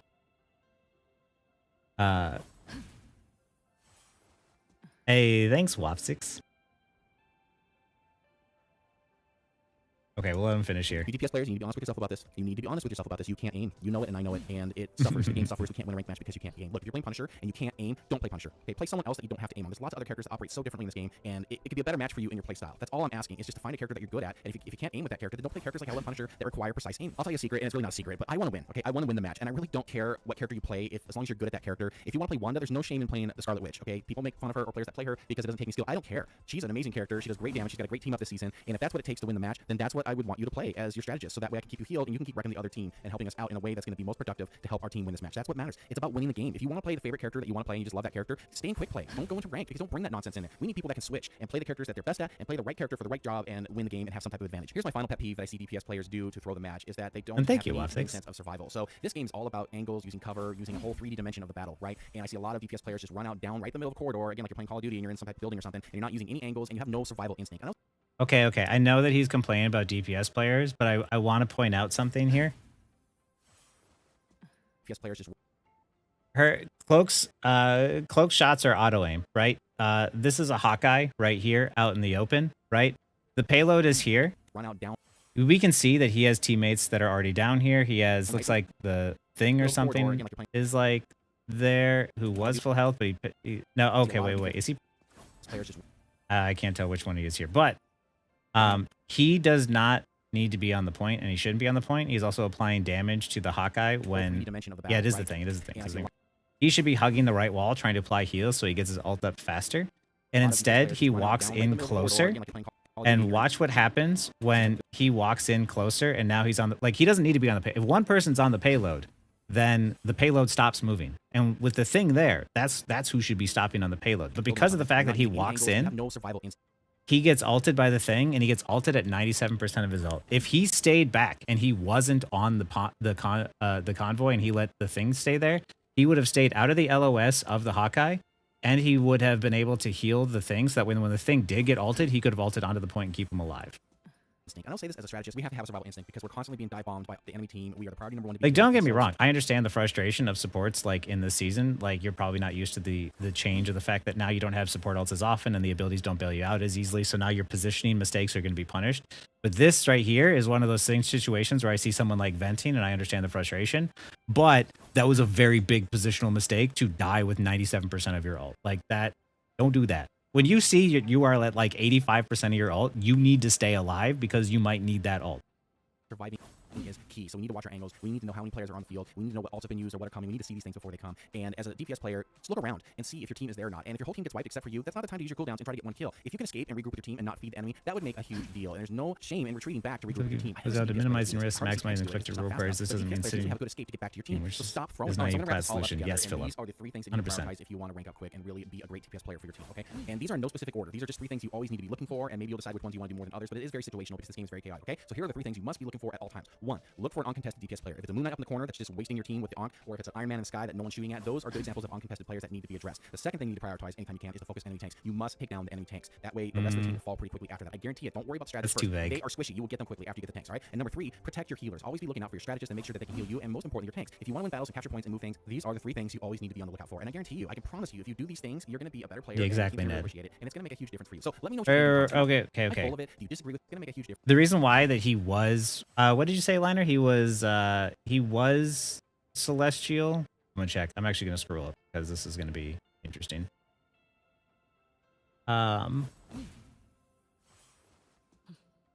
Ooh, oh, was it that far away? Yeah. Currently plat 3, 41% win rate. He's currently plat 3 with the 41% win rate? Because that would make sense. Yeah. Okay. Look. Let me know what you think in the comments. Am I full of it? Do you disagree with me? You want to debate? He is frontlining as support a lot. Like, I'd love to hear from you. I appreciate you taking the time to watch this video. Supports can do DPS and they can do damage, but that's like not where you want to be. This makes sense as to why he's struggling. We'll hop into like one more here. I'll just try to highlight here. It's quick play, but we'll give it a shot. Hey, DeButter, in your channel, Mother Sugar, with the content. Hey, thank you. Hey, thank you for just stopping by and saying hello. I'm happy you like the content, and I got more coming up for you. Do you see in GM that you don't see in such as far as things trying to avoid? Yeah, people in GM think that they can hard carry because that's how they got there. In Celestial, you're trying to maximize your value and not throw. Like the moon. If you die, like you hurt your team. What you want to do is try and maximize the amount of value that you can gain without throwing. Like on your climb up to GM, you're probably like getting like 22 kills as DPS, like 22 final hits in a game, 37 kills. And in Celestial, you're like, okay, my teammate got 12, I got 13, my other teammate got 11. It's more equally spread out. So what you're trying to do is maximize your value, use your resources to the maximum efficiency, and then get back out. And then everybody's trying to do that. But the biggest mistake people make is they end up just like throwing. Like, the higher up in elo you get, the more it's about the one single mistake causes someone to like throw, essentially. Where's my BP? You. You're from like silver to plaques, the macro dips. Hey, that's awesome. Yeah, most of my stuff is designated to the people who just like, like I saw like the meta tier list and stuff from like streamers where they're just like, oh, you want to play Storm and stuff. Like, I'm like, why are you telling people to play Storm when like there's players in silver that just don't know where to stand? I'm like, that doesn't even make any sense. Like, that's why I started putting out videos. I'm like, hey guys, let's cover the basics. Okay, so I'm staying back really far, right? Because I want to try and make it as difficult as possible for them to reach me. And I'm not about to put myself in a bad position because that Hulk is in a bad position, right? Like, even if my team is in a bad position, I don't want to be there. And you see how I can just sit back really far?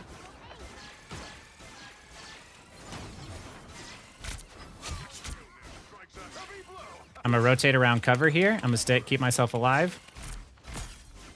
And as the team starts to roll up, I'm gonna rotate on the right because the right is safer for me than the left. Hulk has his form back, so now he can re-engage back in. I'm gonna try and follow up on what my team is doing. I know Psylock is in that room, so I'm not gonna get too close. If I rotate here to the left, I can stay alive. I can hit my shots from far away. I'm gonna start clapping, keep this dude alive. Try and follow up with what my Hulk is doing in there, or Thor, I mean. Oh, I'm getting attacked because I'm not paying attention. I'm gonna back up with my team. I'm gonna walk over this way. He's gonna get out. You see how the payload's still not moving? Like, I just want to stay alive more than anything, right? I stay alive, my team stays alive. So I rotate and try and get away from the danger. I want to make sure that, like, Cap is using everything possible to, like, close the gap on me. If my team dies from overextending, that's on them. I don't really care. Just because my team is playing poorly doesn't mean I have to. Oh, she ulted him to get in the ult to stay alive. Cap is low, so I'm gonna go up in the damage. I can do damage now because the cloak ult is up here. I'm gonna back up because of the fact that they've support ulted. I'm gonna start clapping early. I'm gonna ult, get into my team, and follow up. No, come here! Stop running away from me! And he jumps away. I gotta keep my... Oh, I forgot I had a snowflake. There, Star-Lord above my head. Follow up on the damage, get a kill, and I back up.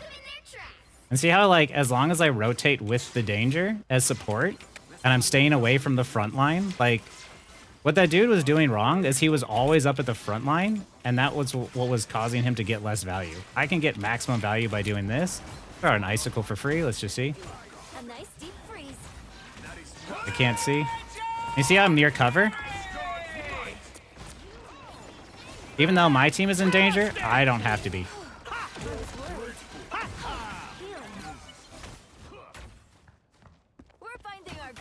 My team is dying, so I'm gonna get out.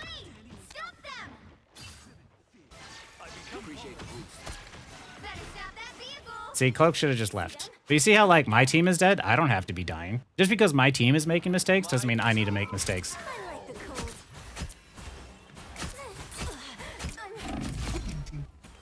See, look. There's still a chance to stop them. Another hit for Luna Snow. I don't like this. I don't know if we're going to be able to touch now. Come on, tanks. I'm getting blocked by the shield, but I can't really get out without my support.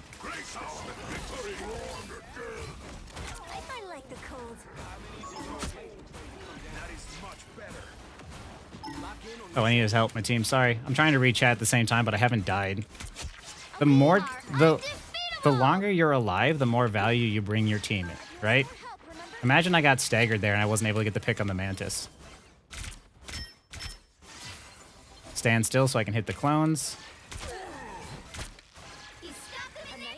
I'm gonna start clapping so I can pierce through. I'm gonna stand around the trees. I don't have to be center stage. I hit the freeze, I'm gonna leave him alone. Why? Because that's like 6 seconds that he's not able to play the game. And never forget about the point. I would say it shouldn't be close to the front line. Yeah, he played Rocket, he played a lot of things. See, I'm here sitting around cover. I'll promise I'll respond to chat really soon.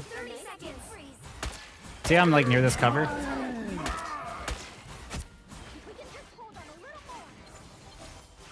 We're gonna win, I think, just off of the fact that like our supports are alive. If I could aim, he'd be dead right now.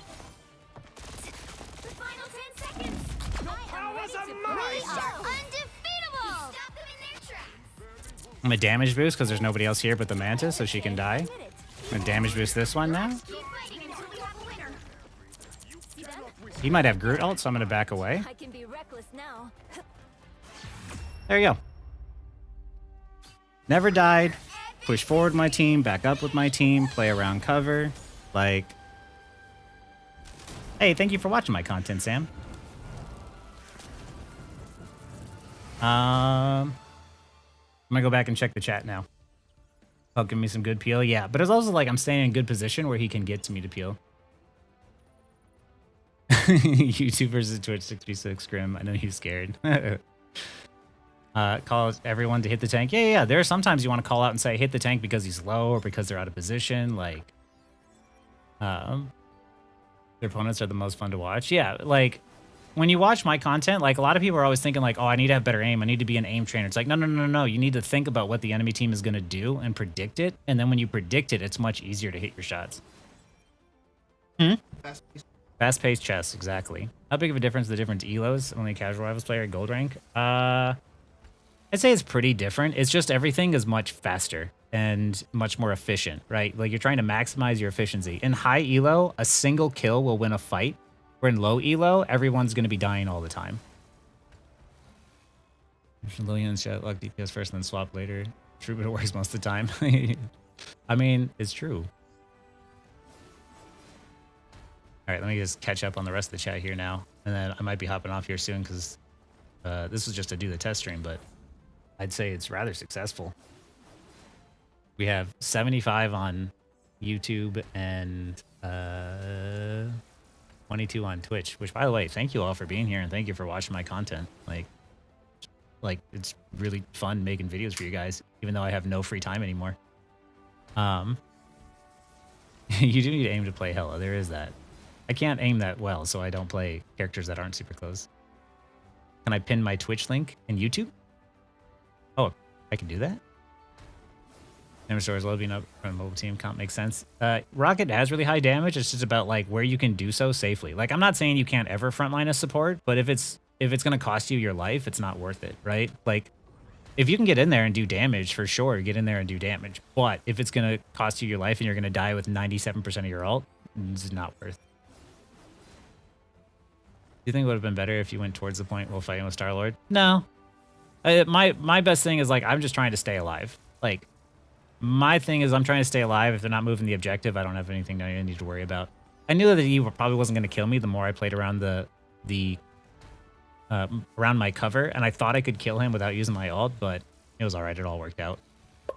Walking in the hill pack was masterful. Thanks to Butter, and thank you for the follow, NA711. Yeah, that's the other thing is like I knew the health pack was there because I play Psylock. I always know where all the health packs are, so I was trying to bait him in to like, you know, have the advantage by using that health pack.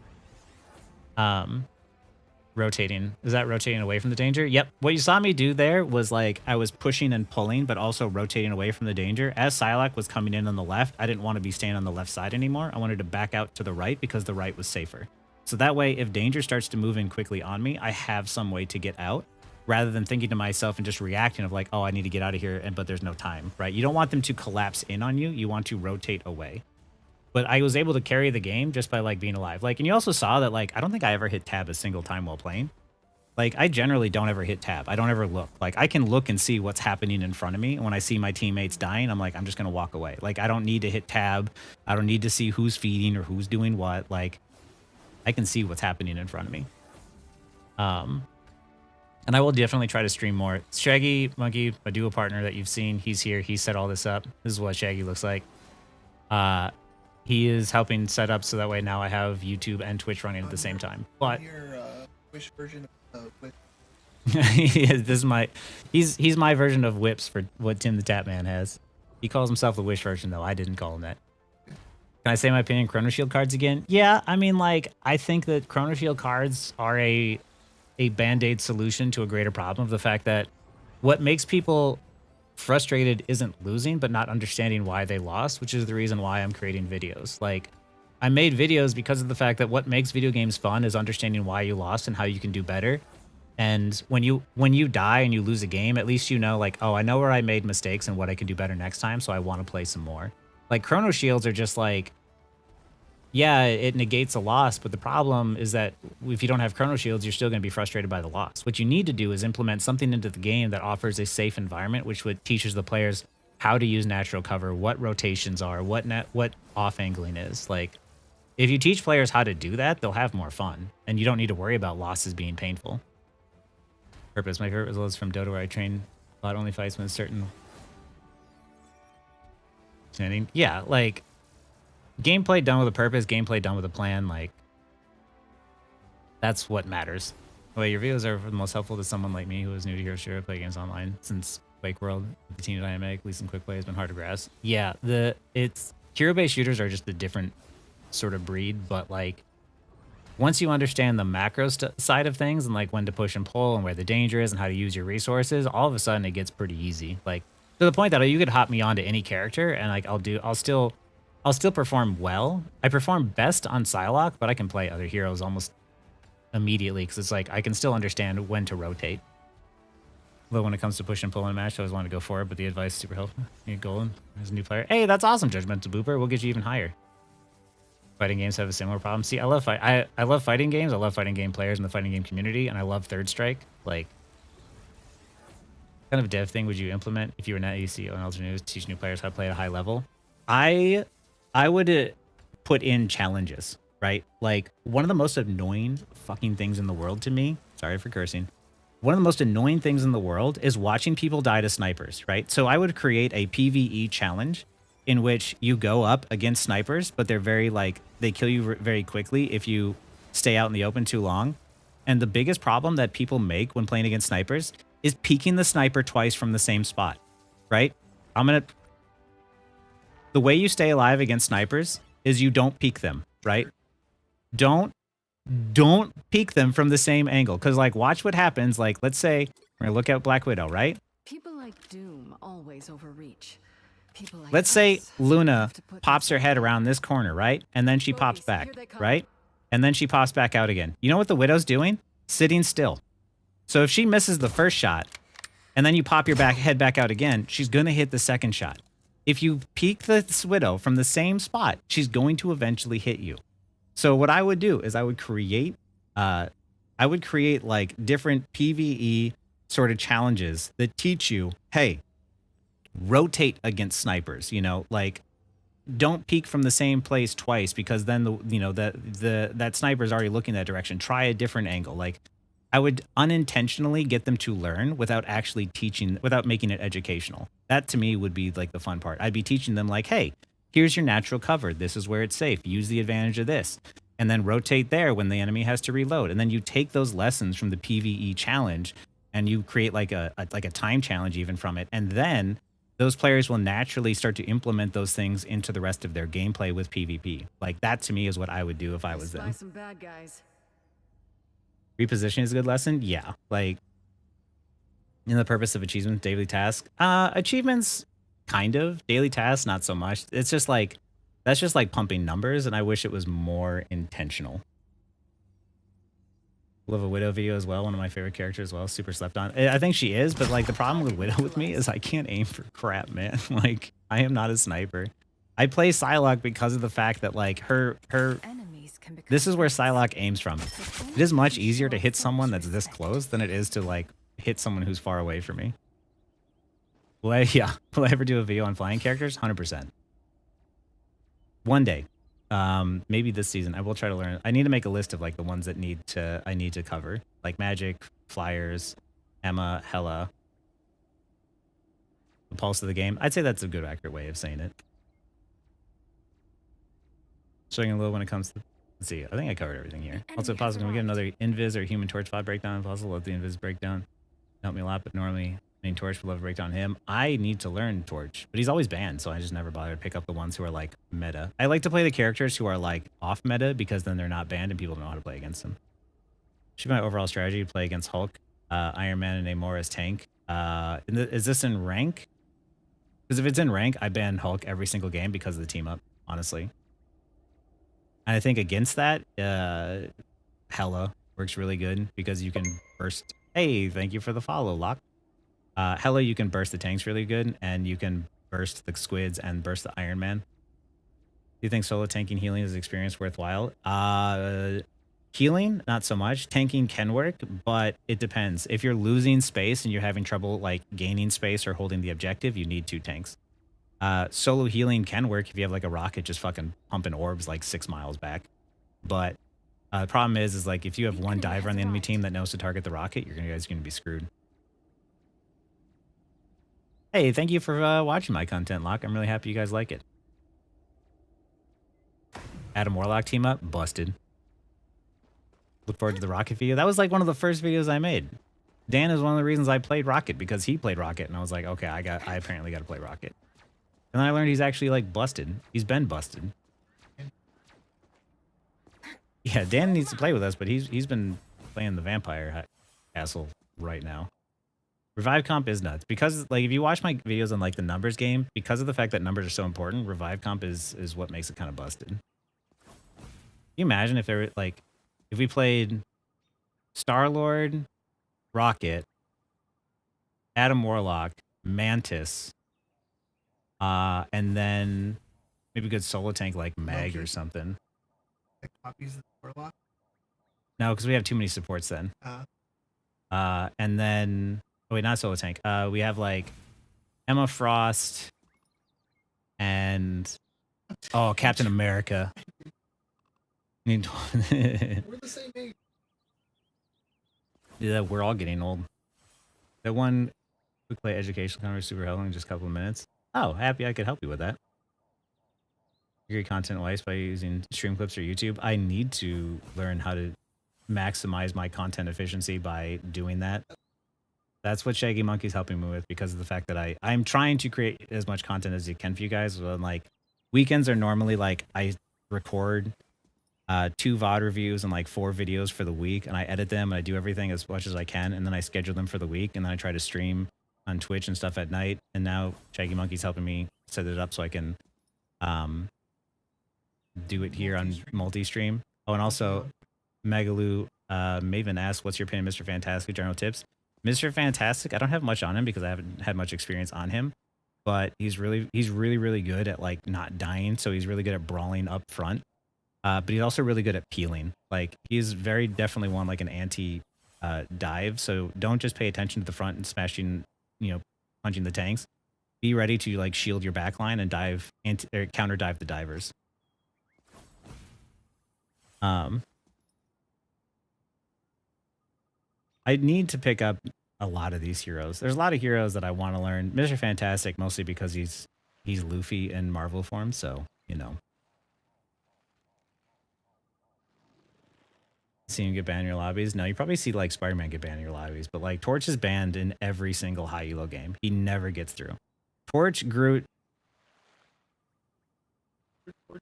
For sure, Torch and Groot. Those are the 2 main ones. It kind of alternates. We ban Hulk, so we never see him. Yeah. And then there's Iron Fist usually gets banned. Like, yeah, Hulk, exactly. I always ban Hulk because of the team up. I can play against anything except for the team ups. Or as Psylock. Like, I just can't, because I just spend all my time shooting squids. I can't get anything done. Yeah, Torch sometimes gets through, but like, he never does for me. Any tips going against flying characters being pocketed by supports? Try to kill the flyer, then get insta heals to try to kill the supports. Flyer turn around. The best case scenario is distraction. Yeah, that's honestly what you're supposed to do. Go. By the way, that guy's name is Goku. Yeah, honestly, if you pull the attention of 2 people, then you're doing your job. If you as one person pulls the attention of 2 people and you make their life difficult and you stay alive, you're creating value. It might not feel like it, but that is value.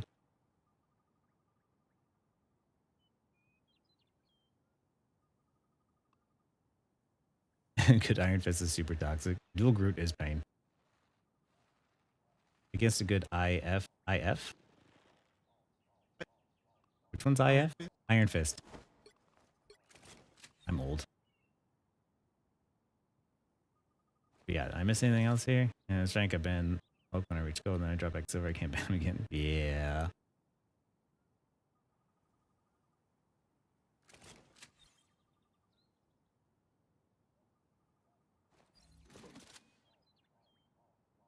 Do you think?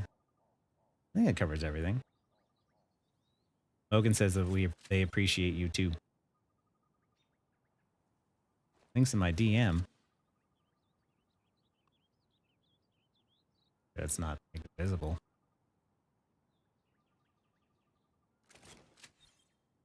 Oh no, I had a rough day. Okay, I'll take a look at this one. Yeah, 2 weeks, I believe. Oh wait, no, next week? Ultron releases next week? I thought it was like. I thought it was after that mark. Oh, maybe it's Next Friday, the 30th. So Oh, change- okay. change So your mode. Oh wait. All right there. 12 days, 1 hour. Yeah, I do think we need more supports because generally speaking, I don't really like playing a lot of the supports. It's not... I just haven't really found one that clicks with me, I think. I know how to play support. Luna I've gotten to enjoy a little bit more. Loki I know is high skill ceiling. Mantis's aiming is messed up right now. Cloak and Dagger I play a lot of. By the way, when I was on my alt account and I was learning Cloak and Dagger, because of the fact that the heroes I was learning were Cloak and Dagger and Captain America, no one ever accused me of smurfing because of the fact that like I wasn't clicking heads like hella. It doesn't feel unfair to go against. Like, and win or loss, I still lost even on my alt account and I just took the L's. But Loki's one I want to learn, but dude, I'm so bad at him.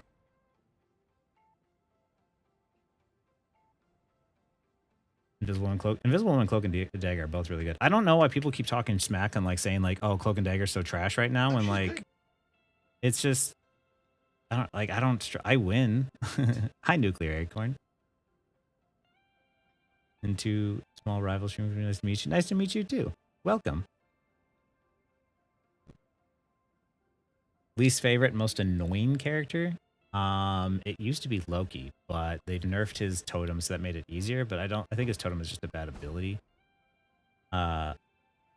Most annoying character?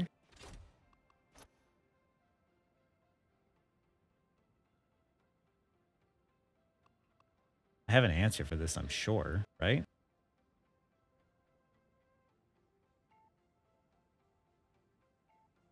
Probably Spider-Man.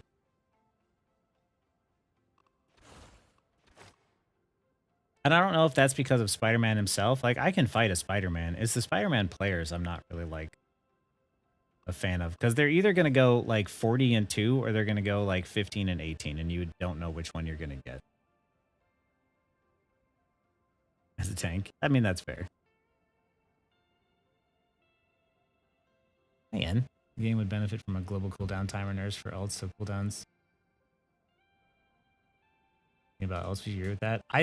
To a certain degree, I think they've actually found a pretty good sweet spot right now. And the problem is the fact that like during season 0, 1, and 1.5, yeah, open those up. Why do you think I have them? Aaron found the cookies.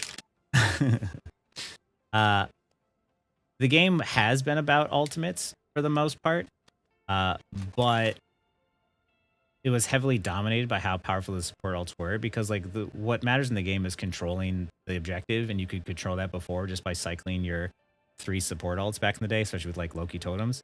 The more you nerfed the support ults, the more it became about the neutral game, and now I think it's in a pretty good sweet spot because of the fact that the DPS ults you can counter in a lot of ways, and the tank ults can be countered in a lot of ways. It's the support ults, and the support ults that's really unfortunate about them is because they're so powerful, there's so much pressure put on making sure that you don't mess those up.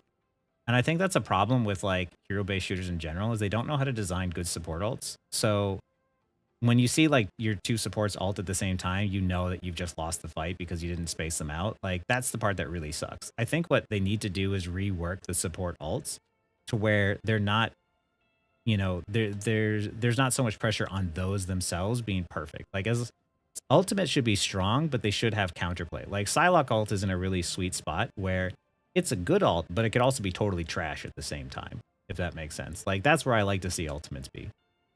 First damage of healing, you can't kill someone. Yeah, the ruins is like, and any ability that has to have a 40-second cooldown, I don't think is necessarily a very good ability.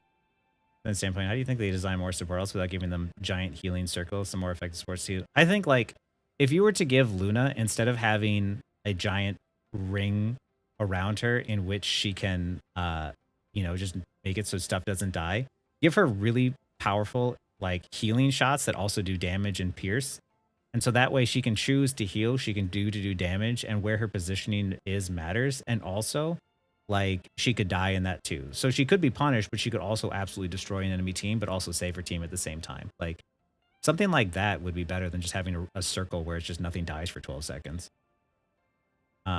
Play Jeffrey Jefferson the Train Shark. One Day Bird. I played some of them.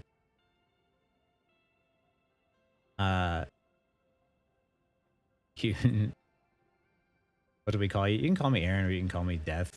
Either one. Alts happen too often. They could be nerfed a little bit. They do charge relatively quickly. The problem is like alts create those big play moments that people like, so I'm not sure how much they're gonna nerf them across the board. Ana Nano, Moira Beam. Baptiste Window was all right. It was Yeah, Lifeweaver in Overwatch is basically a Marvel Rivals here. Like I don't know what he was doing in Overwatch. Something that you can play really well with a character of high skill, from the Psylock can play safely a character with a similar game plan with even less aim demand, like Wanda Wright. Yeah, 100%. Like, that's the thing is like people are looking, they're just like, oh, how can you play these heroes in like Marvel Rivals really well? It's like because I played Tracer for 8 years. Like, when you can play Tracer in Overwatch for 8 years, every other character feels like slow motion. Rocket Ult can be a good ult and trash at the same time. Yeah, I do miss the old Rocket Ult though. I like the high damage and not like the give everyone shields. I think the shield thing is boring now. Not easy to balance from a dev perspective. Yeah.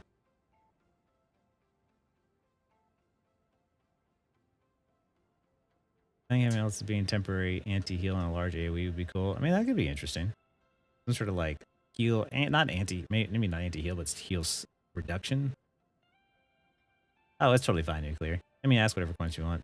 Ever played Overwatch? You're a TF2 veteran though. Hey, Spy. I was a Spy player.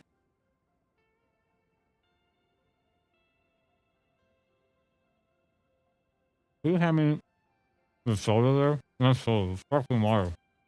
Let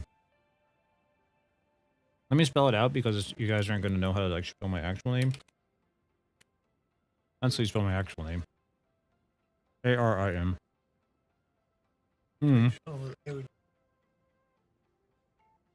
Super fun. Torch is super fun and balanced alt to use. Yeah. I think Torch's alt is fine.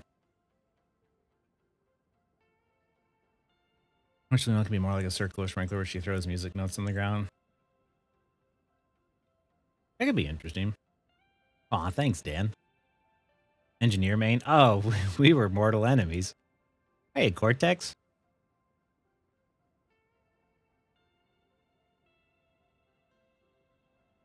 Why is Torch so strong? DPS output and also because flying is natural off angle. Because his abilities got buffed a little bit. Who's my favorite DPS? Psylock. I like DPS that are versatile, that allow me to solve the problem, right? Like, if I need to stop a tank, I can stop a tank. If I need to flank a support, I can flank a support. Characters that have high mobility are always going to be my favorite. Give me a 100% playtime. Yeah, that's why I don't do aim trainer. I just play the game. Oh, right. I was going to go in and take a look at... Hey, thanks for hanging out, though, Waf6. And thank you for watching my videos. Hurry up. I got a date in another dimension. Pyro type class is going to be nuts. They might one day. I'm clocking some bad guys.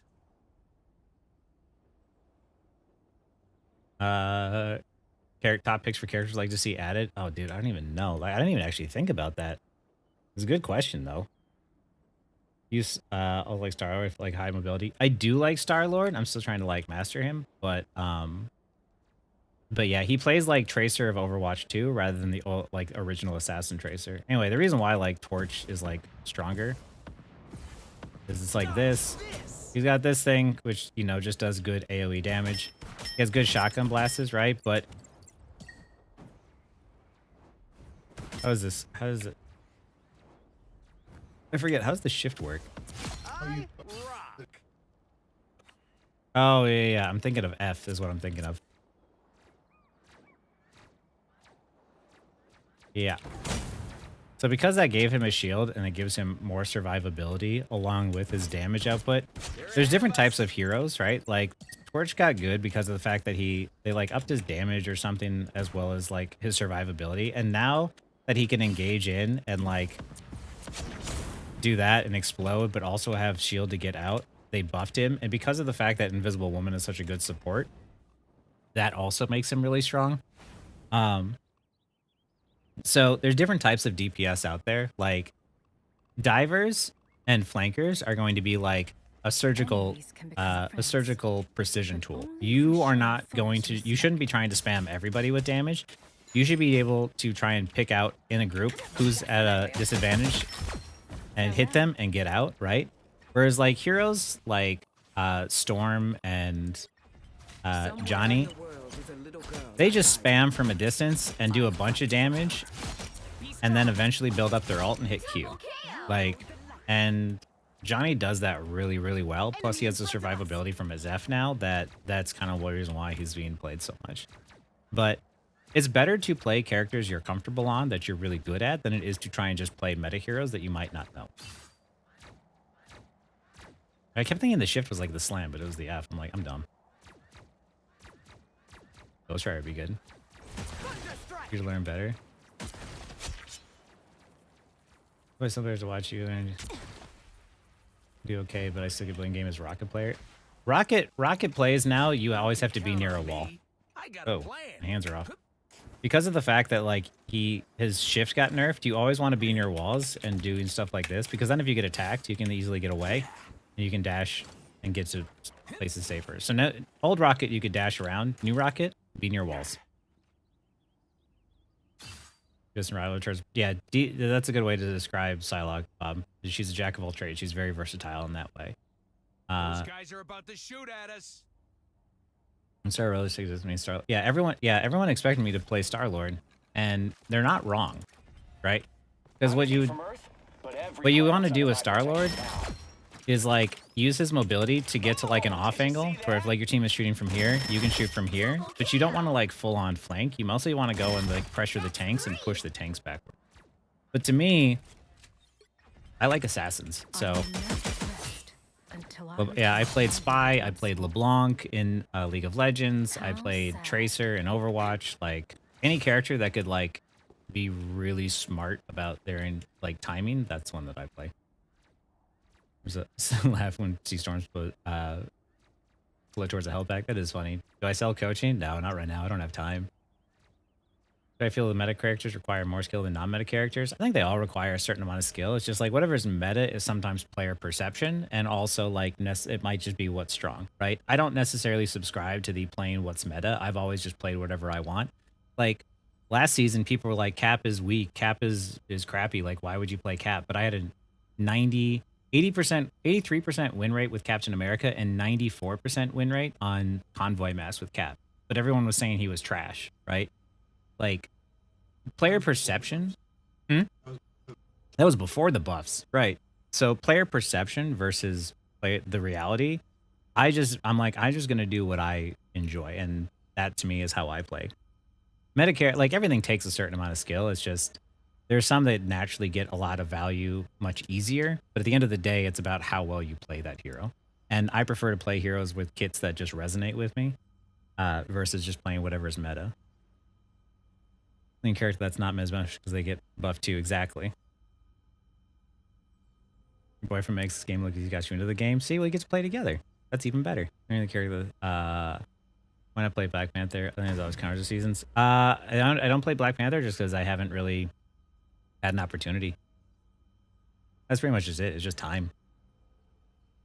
Oh, Gambit and Nightcrawler would be good ones. You're right there.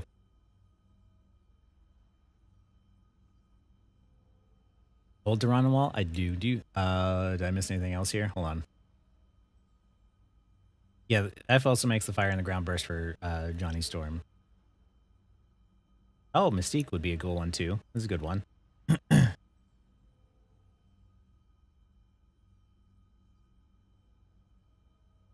Only one PC to play on? You gotta get 2 PCs for sure. Aaron, why stream again with both YouTube and Twitch when you can do a 6v6 custom game? I mean, that's true. Now I can actually do 6v6 custom games. I'm going to hop off here soon, though, because this was supposed to be a test stream, but I would say the test is... this is very successful. I have more viewers on YouTube than I ever had on Twitch. I've only been streaming for 2 hours. One Vision as a flyer tank. That would be cool. I think that Daredevil as a character would be cool if they really do make it where he can see invis characters. I think that would actually be sort of cool. Who's the most versatile tank? Magneto, I think, right? Uh, Yeah. I really worked with He can deal with flyers, he can peel, he can absorb certain abilities, he can do damage, he can poke, protect. he can protect. Yeah, I'd probably say Meg. You just gotta learn. Yeah, if you haven't played Magneto in a while, like hitting these shots is weird. I have found a greater Now, legitimately, I might purpose. actually have to like Here do they viewer are games now. and get people in. Was that truly your best? Mhm.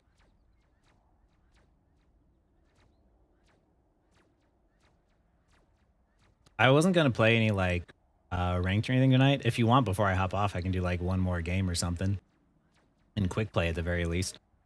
This is supposed to be a test stream, like I said. Like, I do want to set up a streaming PC so that way I don't get FPS dips when I'm playing ranked, because like you guys can't see it, but I can feel it. And that's really like weird. But I need to set up a separate PC to make it so I can do it, which I can do now because now I get some ad money, which from Google, which is great. So then I can just take it and I can put it back into the stream. But if you'd like, and you'd like me to see me play like tank, strategist, or DPS, like let me know. I can hop into a quick play game and I can narrate like I did earlier. A rank game? Here I they might. are I might. now. A plat game? Yeah, I mean. Oh yeah. Okay.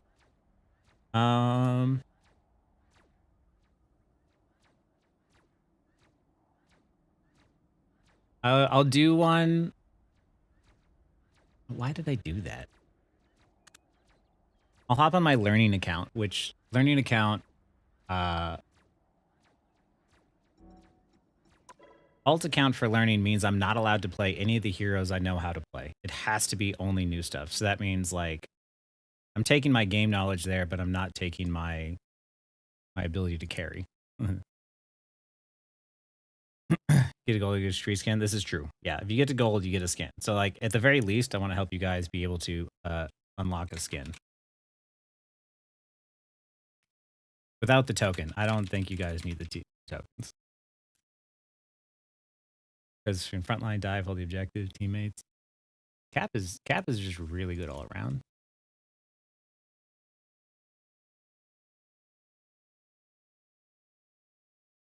Oh, wait. I'm signed. That's me. I was like, this doesn't look It's right. because you opened up incognito. Yeah, I didn't realize it was not like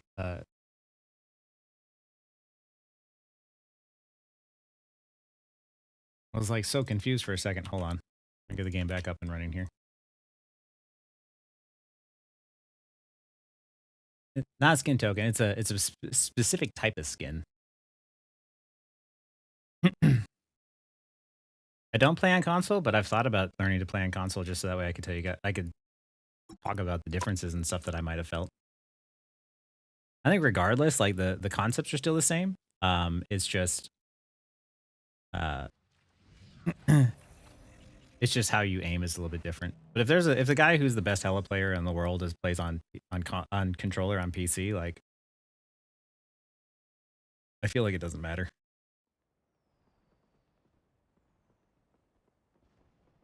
Okay. You guys want me to like try and like narrate what I'm doing at the same time, or do you guys just want me to play? Alexa's gift. No, I don't care. That was just a tease. Hey, I'm happy I taught you to play or inspired you to play Psylock Big Tuna. And I will say that like people are just like, oh, you have so many like. Occasionally people are like, oh, you have so many VOD reviews of Psylock. I'm like, fucking, it's my community. They see me play Psylock and they're like, I want to learn to do that. You can have more cookies, Aaron. I already ate the whole row. It's family size. I eat that all by myself. Mm-hmm. Yeah, so eat a whole row. I messed up. Do I play Penny? No, but I've got a buddy who does. My buddy, Brandon, you'll see him in some of my videos. He's got the Penny lineups. He's just like, boop, boom, boom, like mid-fight of a match. After we kill like a support or something, he'll line up and start shooting those penny mines mid-fight, and she'll walk out of spawn and get hit. And so I remember someone on Clintar was like, did you line that up mid-fight just to kill her out of spawn? It was super effective.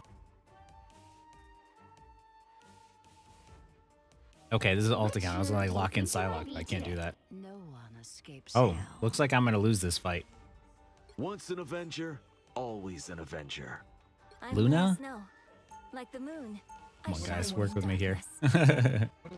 Now, who am I don't know, who should I gonna play? finish this match? You should do create an account where it's just roulette. You rank up based off whatever the roulette. Oh god. No, because I'm gonna end up getting something I really don't want to play. I don't think they heard. Oh, well done.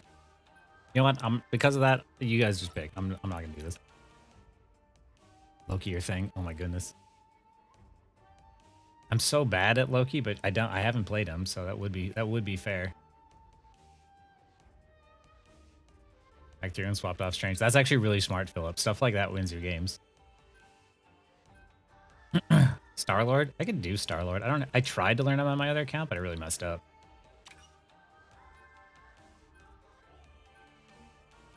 We'll see if they let me. Someone's got to guard the galaxy. Might as well be me. The right Oh heroes yeah. could make Let's see if all the Johnson goes difference. support. If not, I might have to lock in support. So Star-Lord plays from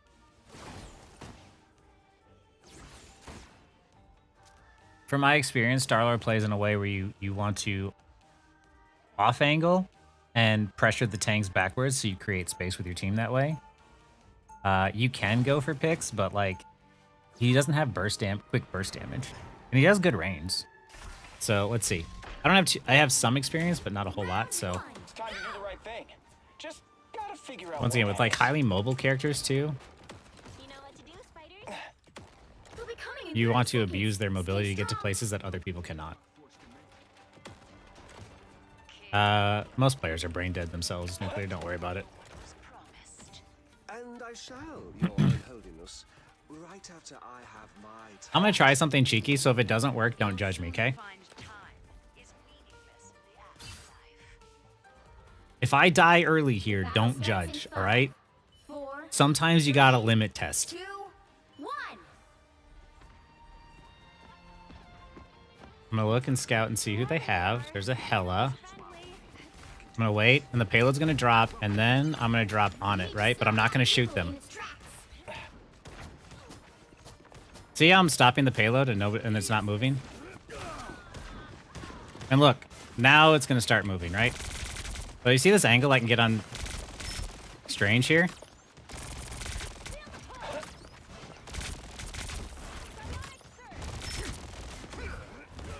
See, and then I can just like rotate back with my team.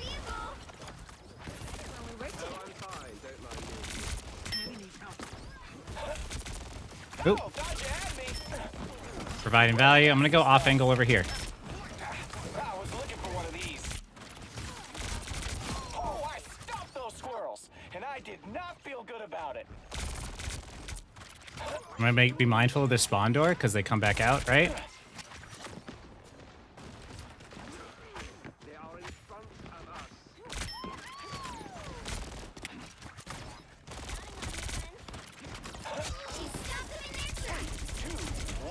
Blast off! I'm gonna go back up to high ground because I'm really safe up here, right? I'm just abusing my mobility. And I see what my team is shooting at. I'm gonna try and follow up with them. I get him. Oh, I get pushed out, so I fall back. And I off angle up here. I create value for my team. You see how my aim sucks too, so it's okay.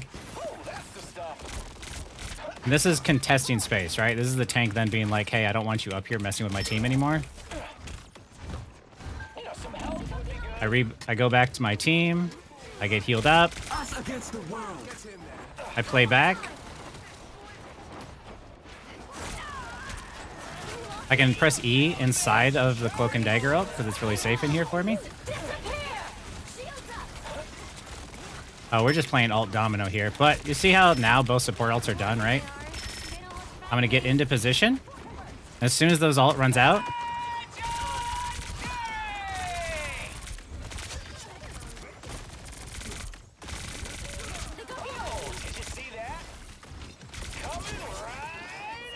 there we go. I'm going to get right back up. I'm going to abuse my mobility because nobody up here can hit me. Oh, I forgot about the supports coming out of spawn. They're going to get annoyed and they're going to look at me. Thor's going to come up and push me, so I'm going to rotate back.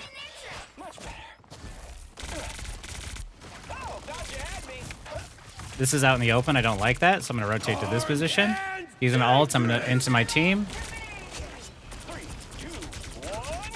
Remember my positioning video about being near cover? Follow up on what my teammates are doing. Only 60 seconds left.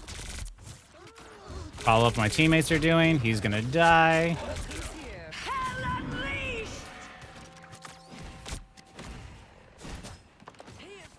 Oh. Oh, I overextended. That's on me. Yeah, not too bad for a Star-Lord. It's okay. I miss a lot of shots, but you see how, like, I'm the only one who died, right? Yeah. Fall back a little bit. If you can, just play safe. I'm coming back. I died, so somebody else on my team died. Now, if they push and we start to sit... Yeah, okay. Yeah, now this is entirely on me. Just back up and regroup entirely. I got pulled. Strange Portal cooldown is 180 seconds. No need for big flashy plays and you're adding consistent value, yeah. Just stay alive, stay alive. You'll have to keep fighting until we have a Build winner. support ults if we can. Get ready. Here come the bad guys. Us against the world. I'm building my ult, I'm building my ult.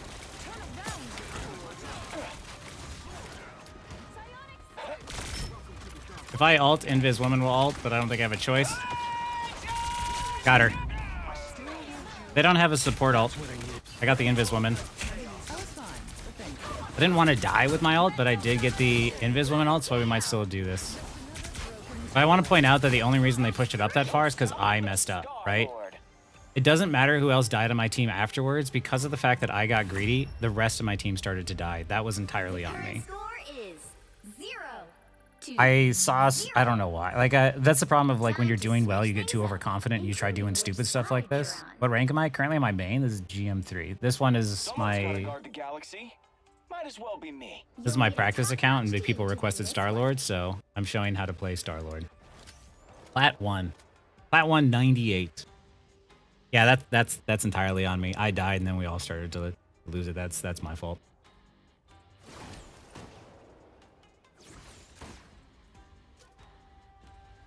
A lot of time, yeah. But you saw how, too, like, I tried that cheeky thing at the start where I didn't shoot anybody. I just stood on the objective, and I killed, like, 20 seconds a time. Sometimes, like, little cheeky things like that are going to win you games. Like, I wasn't doing damage, but I didn't need to do damage. The cart wasn't moving. And because the cart's not moving, they're also not gaining space. Yeah, just don't die. It's that simple, 30 right? seconds before you attack. Get ready. You can win by just not being the reason your team loses. Does that make sense?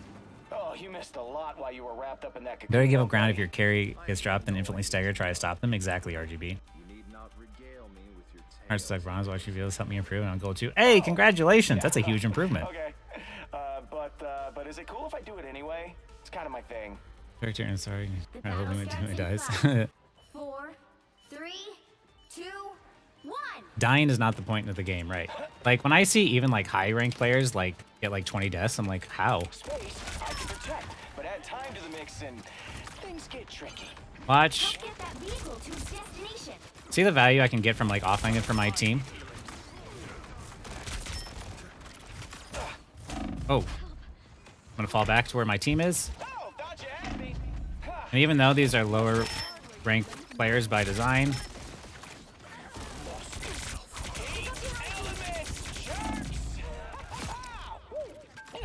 my team can't heal me too much. There we go. See how I'm sitting behind cover? I'm relying on my team to help me. Bucky's isolated and he's not rotating quickly enough. So we're going to cause a bunch of damage to him. We're going to push him out, and that's the reason why he died, because he didn't rotate soon enough, right? Good to see you can back up all that bravado quick. Smart rotations. Oh, my team is on the payload. I shouldn't be on the payload. Oh, sweet moves, right? Overextended. She's isolated. My aim... I'm damage amplified, so I'm going to stay alive. I'm just zoning them out here. Stand still for heals. I got soul bond. Is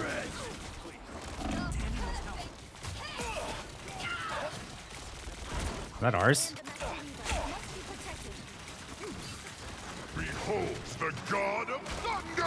I don't want to get too distracted by the kills over here because they're fighting on the point.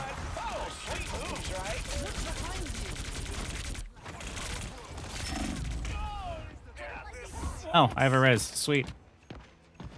Gone and already forgotten.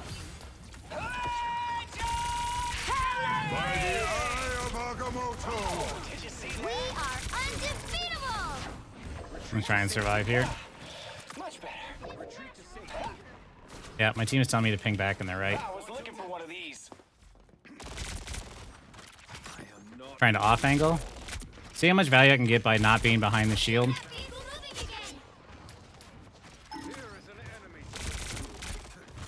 I took down one support, so now I'm gonna try and take down the other. Oh, Jesus. What's holding me back? Try and survive, try and survive. Bring value, try and survive.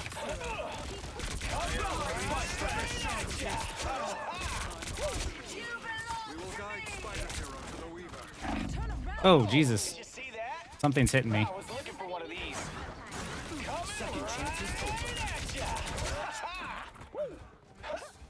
There we go.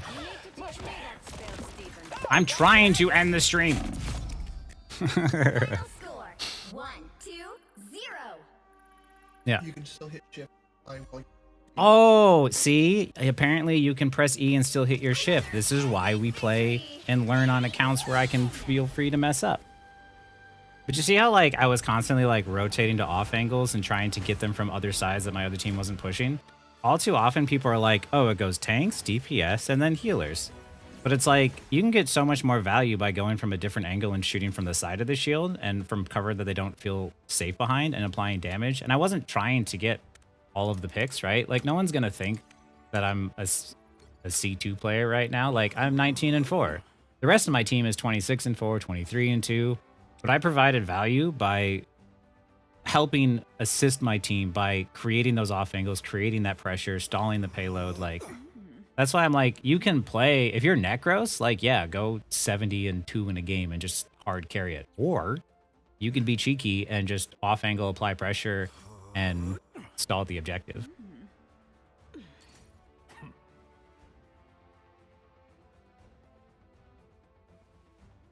Let's see what chat I missed out on. Big brain guide on baiting, like baiting people into like flanks, or baiting people into 1v1s, or baiting out abilities. I always say I am being a dire right now. Yeah, deaths are going to be what loses you the game. It's not about getting a bunch of kills. It's about making sure you don't die a lot. Like, I win the game by just not dying very much. And that's what I always just try to, like, let people know is it's like a lot of the like right there, they almost capped first point because I died one time. Like, it doesn't matter what other deaths were on my team. It would have been my fault. Who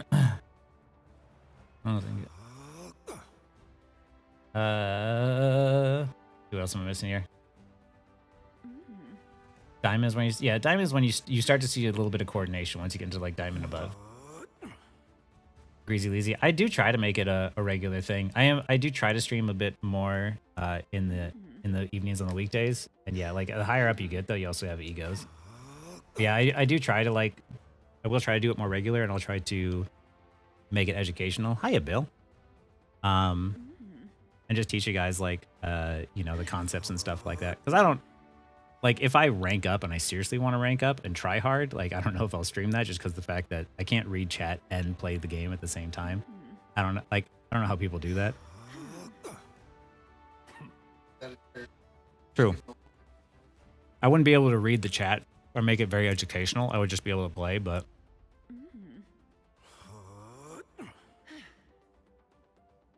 that's a trick, Nuclear. It's about knowing when you can play aggressive and when you need to back up. Like, maximizing your uptime and maximizing your value in a fight, that's a skill. All them but Bane abilities mostly. Oh, yeah. Like, when it comes with, like, knowing the characters, like Mantis, for instance. If Mantis is looking at you and you're a DPS and you're within range of her, she's about to sleep you. So whatever ability you have to get out of that situation, you need to use. Like, the moment she looks at you, use it. Whether it's Star-Lord's right-click or Psylock's dash. And hey, Andrew, thank you. A bit about capitalizing on mistakes. Well, I'm glad. I have lots of videos, luckily, and I have more coming up for you soon. Are there any strategic deaths at higher elo? There's like dying in order to reset faster, and there's death like Spider-Man in which you'll trade, but you get back faster, so it's worth it. VOD review a match or two per rank stream session. I definitely do that. I definitely have done live VOD reviews before.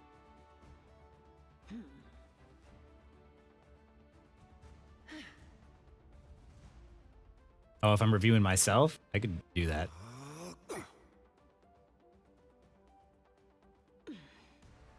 There's staggering is when one of you dies and then another person dies a few seconds afterwards, and then another person dies, to where like you're never going to be able to fully regain control and fight as 6, because of the fact that like once one person dies, you're in a 6v5 scenario, and then another person dies, you're in a 6v4 scenario. You're not going to win that 6v4. So what you want to do is you want to back up, give up space, and wait for your teammates to come back, so that way you can fight as 6 again and then recontest that space. Staggering is when you're dying one after another. It's better to either, you know, get wiped as a team, or to give up 1 or 2 and then back out and then regroup. Like, you don't want to keep staggering, because then it's killing time that you don't get to like actually play for real. You can't peel and fight frontline at the same time. Yeah. That's fair. Destroying walls, bridges, gotta help your team. Sometimes, yeah. Destroying some certain obstacles and walls helps open it up for your team to be able to hit shots. I mean, luckily, oh, you did miss it. I'll try to put it up on like YouTube or something. When hang out. Hey, thanks for hanging out, DeFreakin. Overwatch player, dude, that's just gonna trigger people. How to get damage healing up? I have 5-9 damage for all rolls and healing like 10k-ish. I think that's just staying alive more, like healing up on like witch support. I'm on West Coast. I am a night owl, but I am on West Coast. I am both. Ooh, a cookie.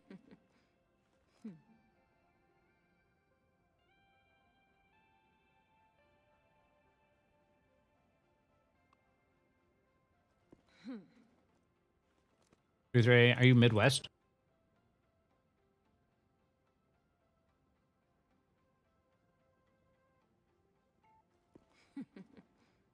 Yeah. East Coast? East Coast is only a 2-hour difference? Oh, 3. It's only 12:30 here. I'm an idiot. I will be a terrorist shark one day. Burb is a Jeff main. She's a Jeff player. In fact, you only want to see her on Jeff. Like, even when she plays other heroes, and you're like, she thinks she's Jeff. Go back to Jeff. You said tornadoes this morning? Well, I'm glad you're still around. And hopefully you have power.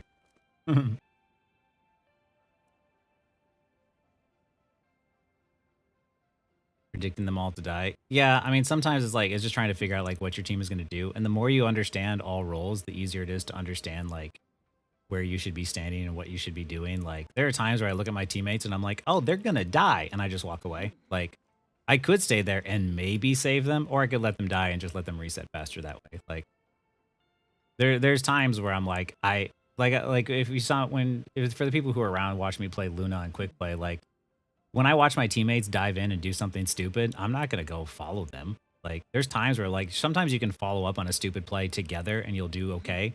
But I'm not about to follow a stupid play into their spawn door. Like, I'll just let you die and I'll back up and I'll wait for you to get back. Anything I can do to convince my teammates not to stagger other than ask them nicely? Not really. And to be fair, that doesn't always work well for me. Me and Shaggy have plenty of games where our teammates do not listen. And we're just like, well, what are we going to do? We just got to play around it. Like, you can ask them and try and like work with it. But like, yeah. The trick is just to like it's frustrating, but it's like you can't control what your teammates are doing. So you just have to be like, okay, well, what can I do? Like, just keep trying to play smart your way. Also, it's a game, yeah. Have fun. Yeah. Why are you gonna keep? There are some times I've crashed out, not on stream, but there are some times I've crashed out, and I'm just like, this is not fun for me right now. Oh yeah, Adam, never give up. On Twitch the other day, when we were playing, the night we got Shaggy to GM, the first one. The first time, when you went from Diamond 1 to GM, we did it in like one sitting easy. Oh yeah. The first game on, people wanted to surrender and give up because it was hard, and we ended up winning. Hey, Yami.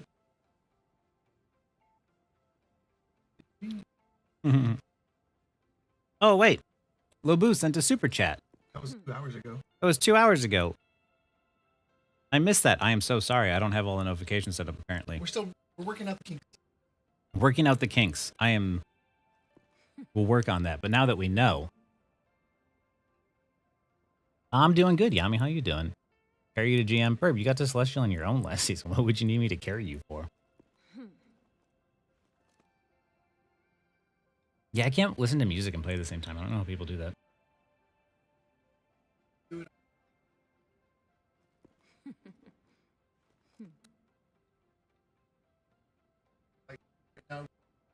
Oh, yeah. That'd be good. So when you get people asking you to switch, yeah, just mute them. If you know that you're bringing value and you think that you can do what you can on Iron Fist, then stick with it. Like, there's times where I'm like 0-4 as Psylock and they ask me to switch, and I'm like, yeah, that's fair. But if you know that you're distracting 2 or 3 and you can still provide value or change your strategy and provide value, then just mute. It's not worth getting tilted over. Hi, young Kaji. Yeah, I don't understand surrender. Like, there's so many games that I've won that people wanted to surrender. Like, I wouldn't have the win rates that I do if I surrendered as often as people wanted to. Anything I could.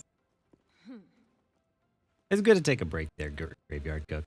Like, honestly, it's just like you can't control what your teammates are doing or even having bad teammates, so you just have to accept that that's what it is and be like, I'm going to play around that. It's just, there's only so much that you can do. Yeah, exactly. What Dan says, like, the people think that ranking up is supposed to be easy, so the moment they get into a game and like they lose like one fight really badly, they immediately get into a poor mental and they want to give up.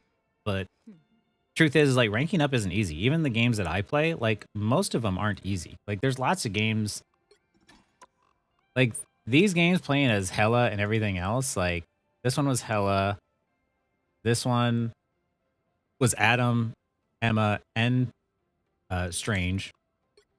This one was Hella and Emma, and this one's Strange. Like, I switch it up and I play for, like, what the team needs. Like, even though they're wins, I still struggled. Like, it was still hard to win these games, even in Plat for someone like me. Like, just because you're good at the game doesn't necessarily mean that the games are going to be easy. Like, you still have to work for it. Because you see here, it's still 2-1, 2-1, like 4-3.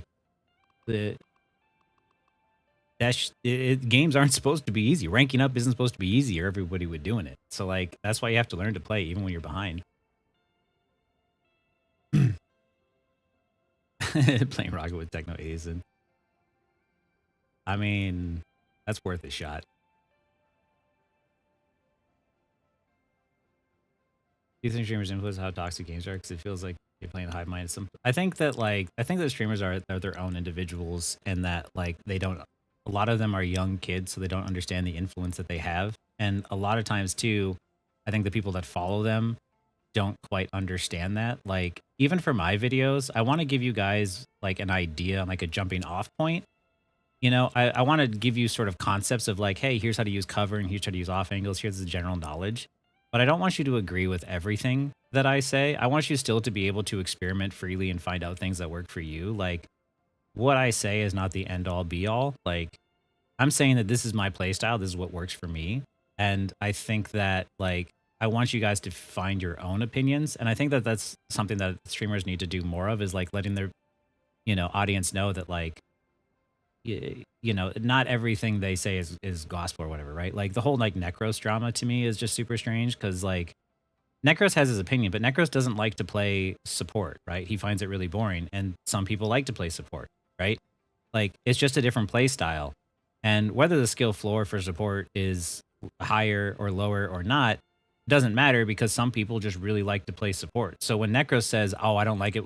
I don't like support. I find it boring," I don't get insulted by that in the same way that if someone said that, you know, they don't like apple pie, I'm like, okay, you don't like apple pie. Like, what does that have an effect on me, right? Like, I think that's what people need to remember, is that at the end of the day, like, you know, these streamers have their own opinions, but like, it's just an opinion. You know, it's not. People tend to grab onto it and latch onto it and then adopt it, and it's just like, you know, it's the same for like Cap last season. Everyone said Cap was super weak. He's terrible. And he got me. I had a higher win rate on Cap than I did on Psylock. Like, you know, I do feel like people play a lot with like hive minds. Oh, like me, Dan, and Shaggy were banning Loki early on. We were like, Loki's the one we need to ban. Like, he makes triple support work. Yeah, last season and season 1. We're like, we need to ban Loki. And everyone's like, in season 1, they're like, why are you banning Loki? That's such a waste of a ban.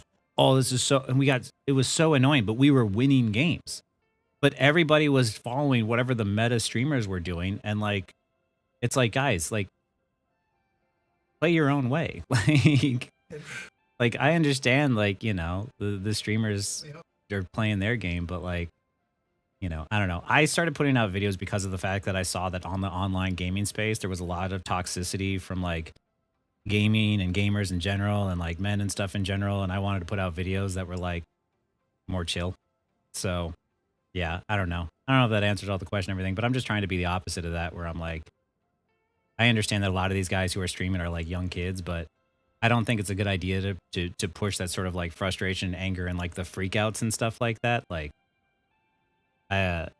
you know, because to me too, like I see people freak out, like even the guy earlier that was venting on that one YouTube video, they freak out, and I'm like, yo, I just watched you make like 3 positional mistakes. Like, how are you going to crash out on your teammates when you stood in the open? Well, I'm glad you guys like the chill vibe.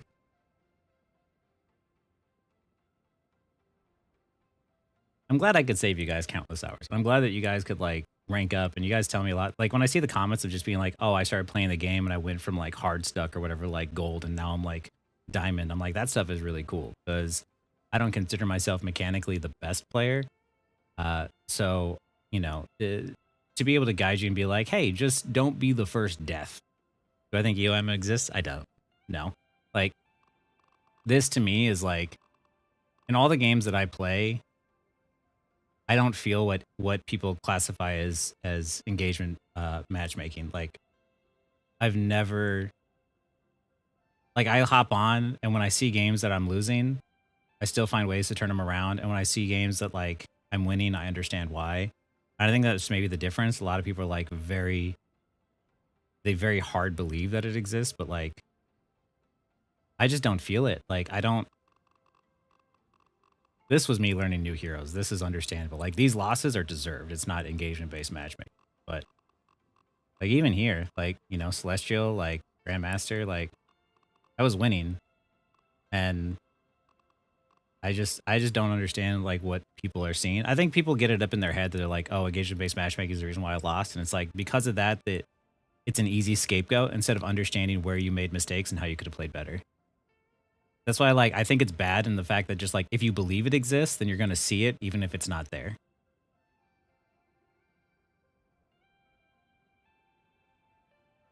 Being deaf kind of forces you to predict your dive timing. That is very true.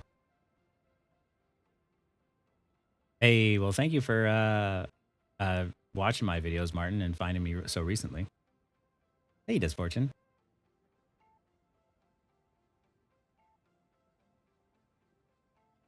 I do get a lot of final hits on Psylock, but I think a lot of it is like timing my gauge. But if you ever if you come back and watch me stream, there's gonna be lots of times where I'm like, oh my god, like I can't aim, like I can't hit my shots.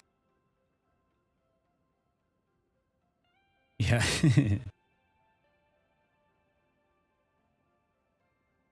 That's a diamond earlier today. Really helped me make sense of what's happening in matches. Hey, that's awesome, cool guy. I'm happy I could help you hit diamond. I just hit diamond on my ult. My learning new heroes ult. So now we might bump into each other. Hopefully on the same team. I feel like this game's never actually explained to you how to play the game. You're the first one to explain with math why 5v6 users advantage. Yeah, exactly, most Verde. The problem with hero-based shooters is that there's no way to learn how to play the game, and that makes the game a frustrating experience. If there was a learning experience of how to teach you how to play the game and how that first death matters so much, like I think people would be less frustrated and blame their teammates less, but they just don't have something like that in game, which is the reason why I started putting out videos. Because meta tier lists of just like, here's the heroes that we play in the top 500 are totally useless to you guys. Like, you can carry games as Scarlet Witch. Like, you don't need to learn how to play what's meta.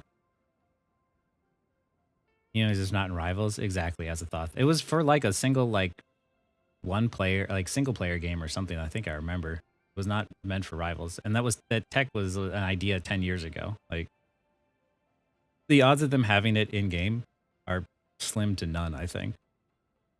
And hero-based shooters are snowbally by nature. So if you don't understand how to control that snowball momentum, you will feel like it's EOMM, when in all actuality, you just don't know how to turn around a lost fight. Because like, here in this game when I played, we were stomping, we were winning, and the moment I died, I almost threw the snowball into the enemy's favor, and it would have been my fault. But they would have looked at the scoreboard and seen everybody died once or twice, but they would have been like, oh yeah, like, you know, oh, it was just a team mistake. But even my team said like, oh, we almost trolled that, and I was like, no, it wasn't you guys, it was me. Like, me, the player who should know better, who's making YouTube videos about why you shouldn't be the first to die, died first. Like, engage in optimized matchmaking. It's a conspiracy theory that the game is trying to force you to have 50% win rates, which is just not true. Diamond 2 last season took a break before the season ended. This year should play. Been playing a lot less this season. Been rough. No, I mean, to be fair, Plat 3 is probably higher than what Diamond 2 was last season, or maybe close to. So you're still doing just as well, if not better. Until they fill up the higher ranks, it's just going to be that way. A little bit more in.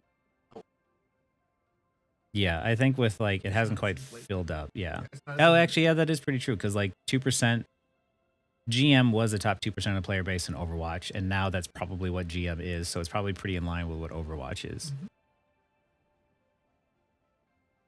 People to keep playing by making sure they lose and win at certain times. Yeah. Like, it's just, I don't go into the game thinking to myself, I'm going to win or lose. I play the game thinking to myself, what do I need to do to win? Right? Like, what strategy do I need to employ? that one you don't need to know. Don't worry about that. Don't Google it. He asked what Gunnar meant. Oh. I'm too old. This isn't terminology for me.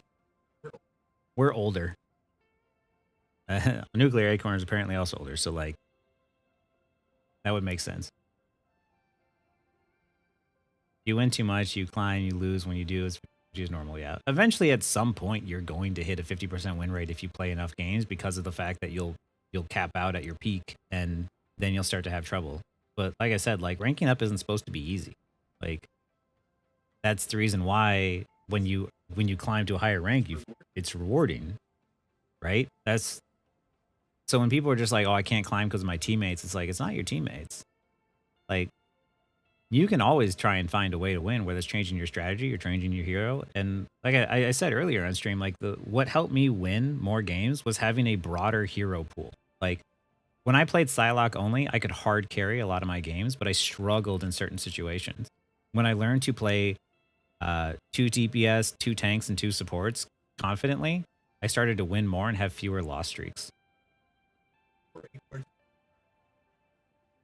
Don't worry about it, Acorn. The internet's just weird. It's basically the people get turned on by video. Yeah. Hey, thanks, Mason. I'm happy I'm streaming too. This was a much more successful day than I had imagined.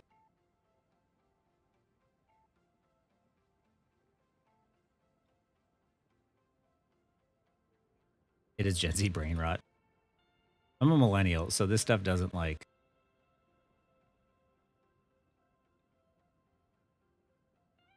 This stuff is just totally outside my wheelhouse. Thank you. Knowing when to switch is still difficult. I'm making a video about knowing when to switch soon, so there's that. Exactly, Mesa Verde. Like, if you just blame yourself, then you feel like you have more control. My tanks, but I'm forced to fill my Moon Knight.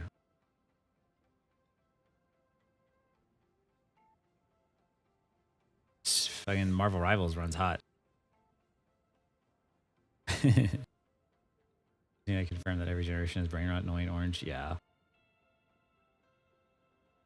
Yeah, it helps just to like I said, because of the game is sometimes just about making sure that you're not the reason why your team loses. If you can confidently play multiple roles and different types of DPS and supports and tanks to fill those certain like, you know, needs in a game, it makes it easy to adapt and learn and win games, because then you have tools in your toolkit in which to fight against the enemy, right? Like, you might be an absolutely god Hela player, but if you struggle against Spider-Man players, then you might lose every time you see a Spider-Man player, right? But if you play Hela and you can dominate, and then you learn how to play Namor really well, you might naturally be able to climb more games because of the fact that the one hero you struggled with before, you now have a tool in your toolkit to deal with them. Do I try to ice the hottest player in the enemy team? Yeah, that's called taking down the raid boss or marking them. Like, when you notice that there's one person, I did it in this game. This Spider-Man was popping off and my team was struggling to play against him, and I was playing Emma Frost, so I switched to Hela to just poke him out the rest of the time. All I did was just watch him, and I shut him down. And when I shut him down, my team won. If you can focus down the one person who's carrying, then the rest of your team will usually win. I would love to learn a melee DPS like magic. That is the plan. He's really strong. Thor's a little weaker. This seems to be great. Figure him out. Yeah, it's always about how you play the heroes. Like, none of these heroes are impossible to play. And Hulk went on to ban Namor. I thought to myself, why would you do that? Yeah, exactly. You don't want to ban Namor if you're already banning Hulk.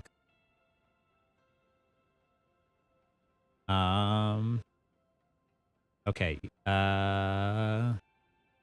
If you guys have any more questions or anything else you want to know before I hop off here, so I can let Aaron go and we need to tidy some stuff up with the stream. On how to mark that farm. Yeah, I have a video on like how to mark a character, and it was specifically Spider-Man. So if you haven't seen my how to mark video, I could try and link that in the chat. Market dominating DPS. I don't know if I mark so much. I don't really mark a player as a DPS, as a support. I just mostly stay alive and rotate really well. I am also playing Monster Hunter Wilds right now, and also V Rising and indie game called Squirreled Away. So I will play some of those on. I'll play those on stream too. The infinite questions, don't ask that. I mean, do I use animation cancels for cap? Yes. Painting goofy characters like Jeff or Widow just throw the other team off. I mean, that is a strat. Let's see. Let me try and find that marking video for you guys so I can link that in the... Which chat? He's on YouTube.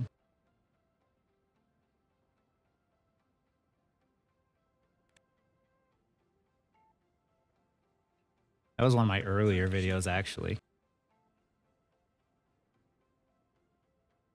That's my how to mark video. Yeah, Aaron's my actual name. This is also Aaron. Just spelled differently. Yeah. So if you call me Death or you call him Shaggy, well, no. Oh, no. legend specific guides, like. Okay.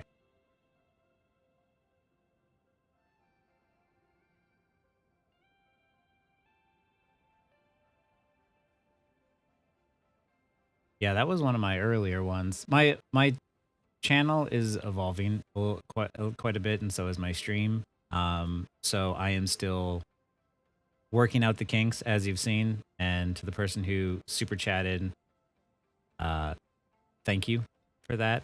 I apologize for not seeing it sooner. Yeah. Yeah. We'll have to figure that out. But thank you for helping me work through the kinks. I didn't think there was going to be this many people that would hop in. I thought it would be like 10. And here we have 82 on YouTube and like another 17 on Twitch. So I appreciate that. Well, thank you, Creamy Goat Milk. I appreciate you being here even for just a month, because honestly, I haven't even been on YouTube or doing Marvel Rivals content for that long. I did a lot of other like game design stuff, Overwatch stuff. Like, I've worked on some AAA titles in the past and some indie games. So like, I was just making content based off of like game design because I'm super passionate about that, and I'll do more videos and stuff on that. But like, this kind of stuff, even the stuff I teach you in Marvel Rivals, it'll still apply to other games. So rank-based scaling is kind of fair since now just OTP. I think that performance-based SR is bad. But I think it makes sense up until like Diamond, but I think then it should turn off and it should be based off of wins. If you win more games, it should act like a multiplier at that point. But performance-based SR is bad because it teaches and incentivizes the wrong type of play. Like getting a high amount of kills and a high amount of deaths can get you MVP, but that could be the reason why your team loses. So it also means that in higher rank, I'll see people die first and they'll end the game with a bunch of kills, or they'll be like, we'll lose, and they'll blame their teammates. It's just like, dude, we were just trying to hold the objective down. Like, because you died, we struggled. And, you know, coming in and getting kills after the fight is over doesn't really matter too much. So, like, I understand why it sounds good, but in practice, it never works out in high elo. Because in high elo, it's not about which team has the most kills. It's about which team throws, essentially. And on this season, I know people don't like this season, but I like it a lot. Because, like, I play dive heroes, and the way it works in seasons 0, 1, and 1.5 is that you were bailed out by the raw abilities of supports and the raw, and the support ultimates. So you didn't have to have good positioning in order to, like, win your games. You could just literally stand out in the open and your supports could bail you out of every dumb mistake. And now people are struggling because they can't do that, but I haven't struggled at all. Like, me and Shaggy got to GM in the top 99.57% of players in one day, in one sitting with ease. But it's because I taught him how to position well. And to me, it's just really easy now, because now you're punished really bad for making mistakes. And we just don't make those mistakes as often. So, like, I understand why people might not like it, but you have to adapt to what the new style is. And now your supports can't bail you out. So if you're dying a lot, you have to ask yourself, like, why am I dying? Like, why am I put in this position where I'm, you know, not able to create value, right? So for me, I understand that there's a lot of people who are struggling in comparison to like what the season was, but I think it's really fun. Like, even going as a support up against dive, I don't have a problem with that, because I like outplaying support. I like outplaying divers as support. I think that that's a lot of fun. Duelist mates are allergic to cover. Oh yeah. And duelists always have the egos. They're just like, you should be nonstop healing me. It's like, no. It's cap and HK automatic, so that if you don't do it, then a quick melee does more damage, DPS than shield throws, or just swap buttons. Yeah. Actually, if you're close enough, you can just punch. That can work. You can punch through shields too.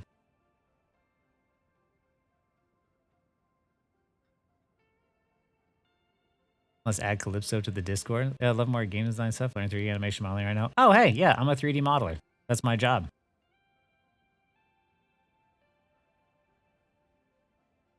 Games and abilities will change. Fundamentals are forever. Exactly what Dan said. Like, if you know how to play cover, if I teach you how to position well and play around cover in Marvel Rivals, you'll now know how to play around cover in your other games too. Shield throws ricochet though? No. Shield throws don't ricochet. They only go forward. Their only ricochet is your E. And that should typically be thrown at the ground, so that way it for sure bounces off of everybody. And typically the shield throw is used as an execute.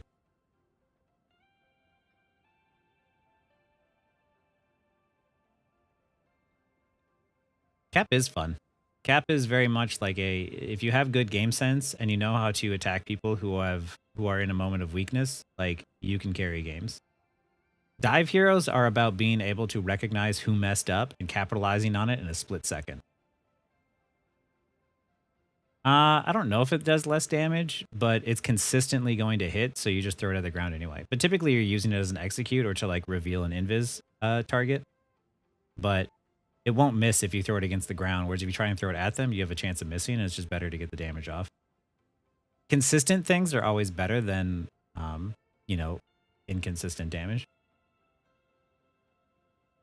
Oh, yeah, EB. When you see someone die during a reload, you're like, come on. Like, they're like, why weren't you healing me? It's just like reloading, man.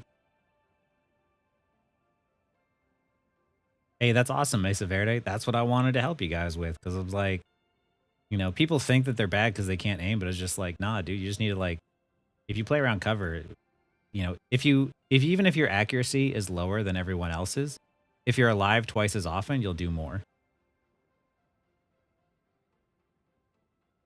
Dorado says that off surfaces, yeah. You think dive comps are weak or OP? I think dive is weak. Dive is weak if you know how to play against it, because like, I'll show you real quick before I hop off. Yeah, this one.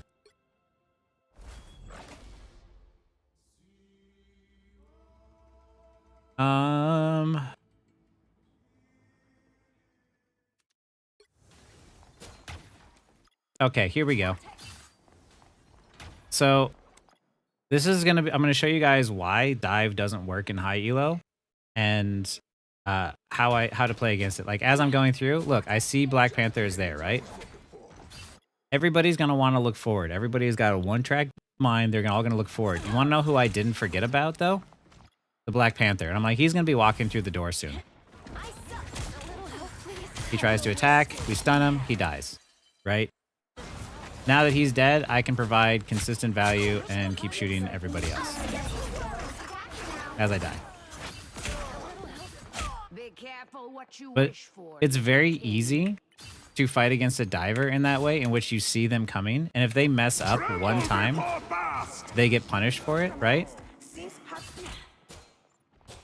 Because you see how, like, right here, if I just back up and I can keep poking, he's not going to be able to walk in on me, right? So if I mess up his combo at all, I can keep pumping damage while he has to back away and run away, and he has to wait for his cooldowns to come back. You can consistently just output damage. And you see how I'm paranoid? Like, there are not enough paranoid players in the game. Like,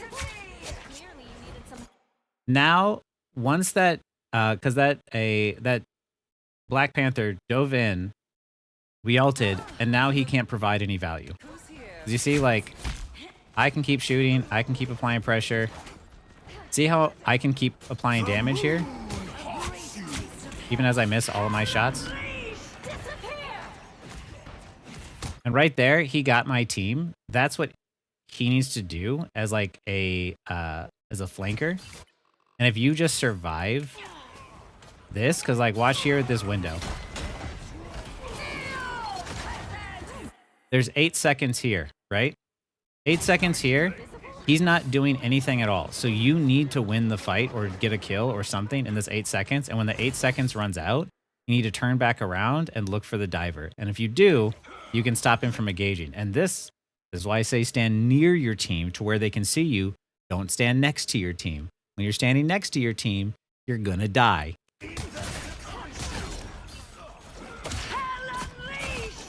Standing directly next to your team is not safe. Do not do that. Stand near your team where you're within LOS, but not directly next to them.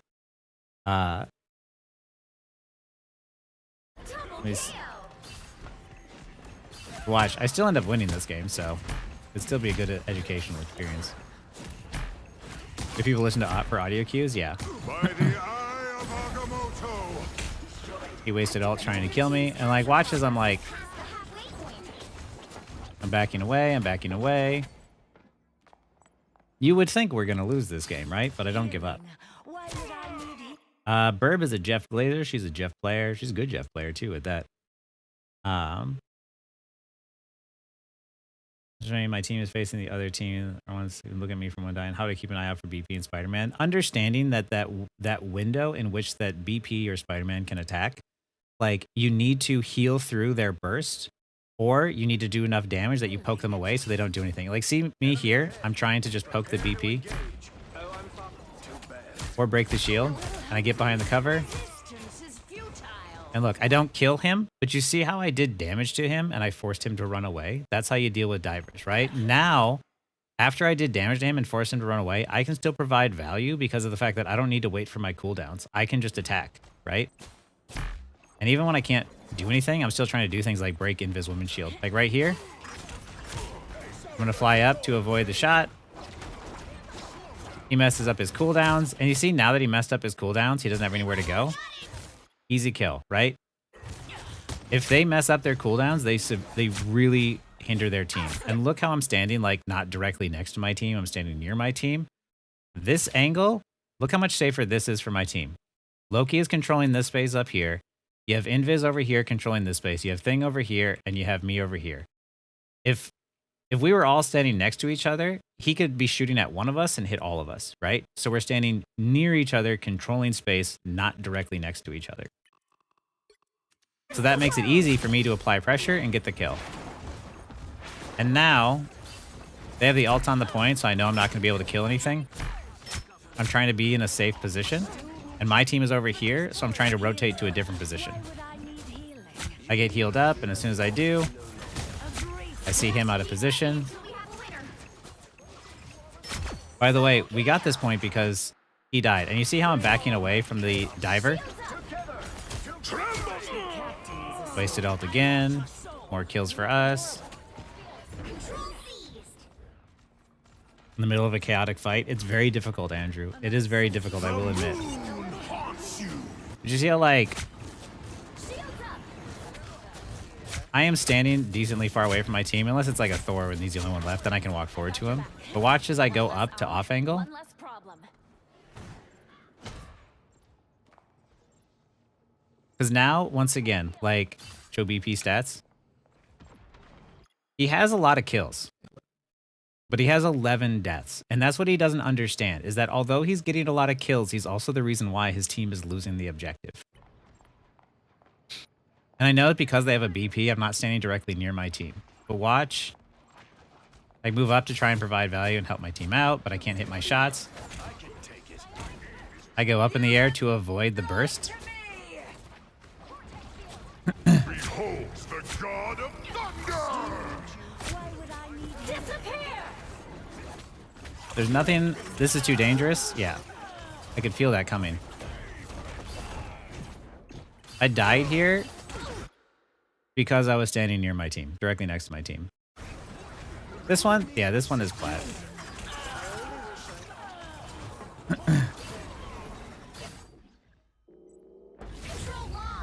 But watch. You'll have to keep fighting until we have a winner. They don't have any support ults, so it's pretty easy. I still think this ult is like crazy strong. Double kill. That's 3. Wow, 4 in a row. 13 abilities, that's probably BP. Probably. So we cap. I'm going to get up to off angle.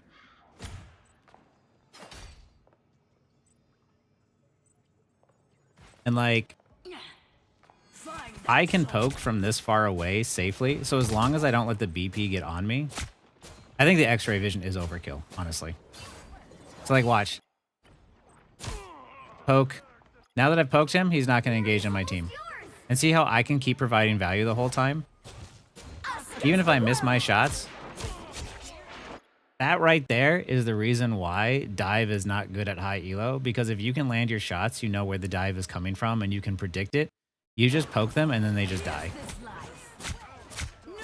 And you see how, once again, all my team is fighting down here. I'm fighting up here because now that the BP is dead, there's like nobody who on the enemy team is going to come get me, right? Like, Moon Knight tried. Return to this realm, Lord. That lack of damage fall off, yeah. I get inside the alt. I see the Invis woman is in there. This is me trying to like master Hela so I can create content for you guys. Now the BP is back, right? And that guy had the nerve to say that his strange threw. Like, BP died constantly, right? Oh. I might have BM'd a little bit there. But he was talking smack all game, to be fair. But yeah, this right here, as soon as you see the divers, like the moment you poke them out as Hela, you can then go right back into applying damage to the rest of their team, which is the reason why if you stop that 8-second burst window, either by surviving it or poking them away, they're useless. Like, yeah, I will, Andrew. I will for sure. The Hela is like one of the most requested ones. I just don't generally play long range hit scan because my aim is kind of trash, but it's the same concept. Like, you off angle, you control space. If I was better, he would have already been hit twice.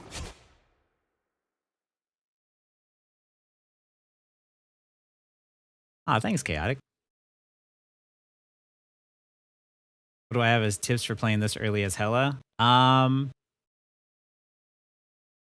want to say don't forget your right click because I forget mine all the time, but mostly like be mindful of your cover and like who on the enemy team can get you. Like I knew I was comfortable up here because of the fact that Black Panther was dead, and look at the angles that like you get from here, right? Like if the enemy team tries to hide behind this cover, I have access to it.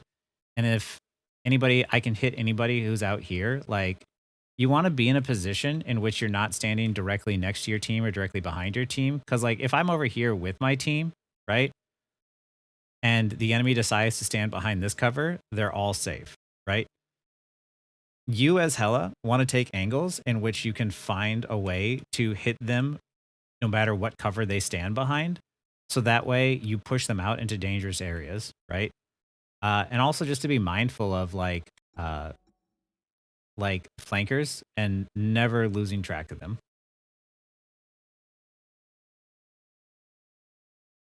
Flexible players do have strategy awareness for divers. Yeah, it's better to be flexible with your playstyle than it is to commit to like only playing like one character a lot of times. There's some characters that are like you can one trick, but tank players generally can one trick because anybody will be happy to have a tank on their team.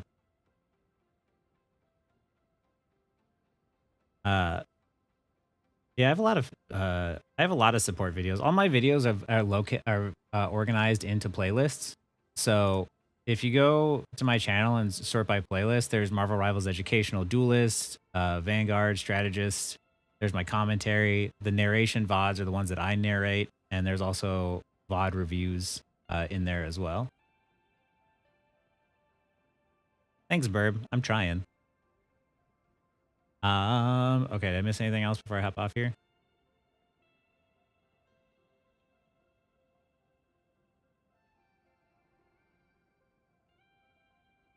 Down video and get better games if you live. Oh yeah, put your ego down. Yeah, that last game that got me into GM that first time was just like I saw Moon Knight just get like 2 ultimates in the time it took me to get 1, and I was like, okay, what do you need from me? What can I do to help you carry me to victory here? Because we beat him in the game just before that. Yes. Yeah, we stomped him in the game just before that. In that game, he was absolutely carrying me. Like, it was the game that we backcapped, though, which was funny. So, you know, the one that we beat him? No. The one with him, I ended up backcapping the point when I was like, feed. Yeah.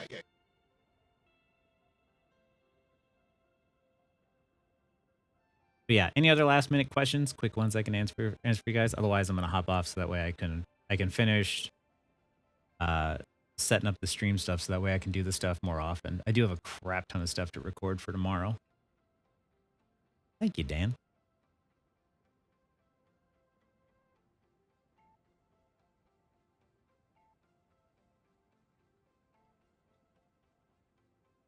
Thank you, Andrew. Thank you, everybody, for like stopping by, hanging out, and tuning in. I'll try to stream more, and I'll do more educational stuff, and I'll like,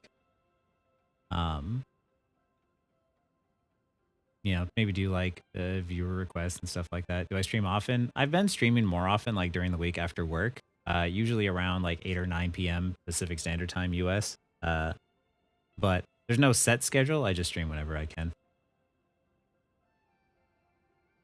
Hey, thanks, Chaotic.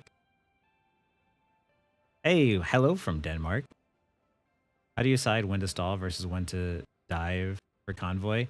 When your team is there, you want to try and take the fight to the payload if you can to like stall it out, but also try and pull out resources and attack who you can. If you kill them, then you will naturally gain control over the convoy. But when your team is starting to die, then you want to try and stall it out as long as you can. Like when you recognize that the fight is over, just stall the convoy out as long as you can, but don't die for it. Try to make sure that you survive after they try to come back and regain control, and then go back out and stall some more. You want to stall when your team isn't there, but when your team is there, you want to take the team fight and try and get those picks so you have full control.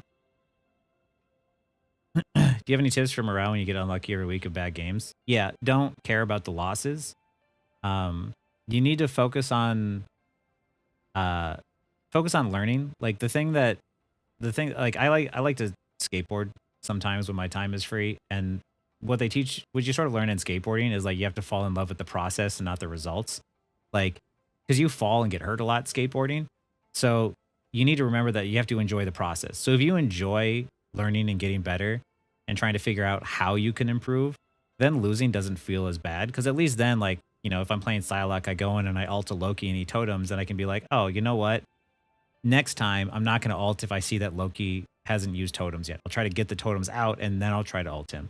And then when I do that and I learn and I kill the Loki, I'm like, okay, I'm successful in, like, I'm learning, I'm getting better. So if the process of you winning or losing is just like learning and you're getting better, then it doesn't really feel so bad. Like, in one game, or even a week of games or bad games in general, like, you can always climb and get them back. Like, if you got up there once, you can do it again. But yeah, just fall in love with the process. Don't get too caught up on the on like the wins or the losses. It's the journey. And thanks for hanging out, Creamy. If you're shooting, help me get from silver to diamond season, only 1 month of playing. That is incredible. From silver to diamond, congrats. Take part in the MRC. I don't even know what the MRC is. There's a tournament? Oh, apparently there's a tournament. No, I don't have time for a tournament. It's the Marvel Rival. Oh, is that link thing? Oh, yeah. No, I don't have time for that. I'm too old for tournaments. Marvel Rivals Clash. That's what that is. How am I feeling with Cap this season? He's still fun. I think he's a bit strong. Like, I can understand why people would find him frustrating, but I actually think he's probably in a fine spot. I don't have a problem going up against Cap, and I still enjoy playing him, so I don't know. It might be crazy, though. I understand other people don't like him, but I like him where he's at. Did you ever watch a game from someone and give advice on their playstyle? Yeah, I've done live VOD reviews before. Thanks, Deke.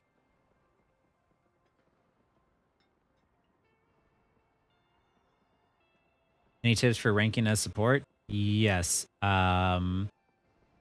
Tips for ranking up as support is making sure that you communicate to your other support who's going to ult first so you don't both waste them at the same time, and understanding to rotate away from danger and keep yourself alive. Like, supports should generally have really low deaths because of the fact that you should be playing so far back that you are not in danger. Unless you're invisible, you might have higher deaths, but you don't want to be playing as supports. If you die, your team dies. So you want to make sure your positioning and your awareness and like, knowing when to get out is really on point. Because if you die a bunch of support, you're just naturally going to lose. Or if you waste your support ults. But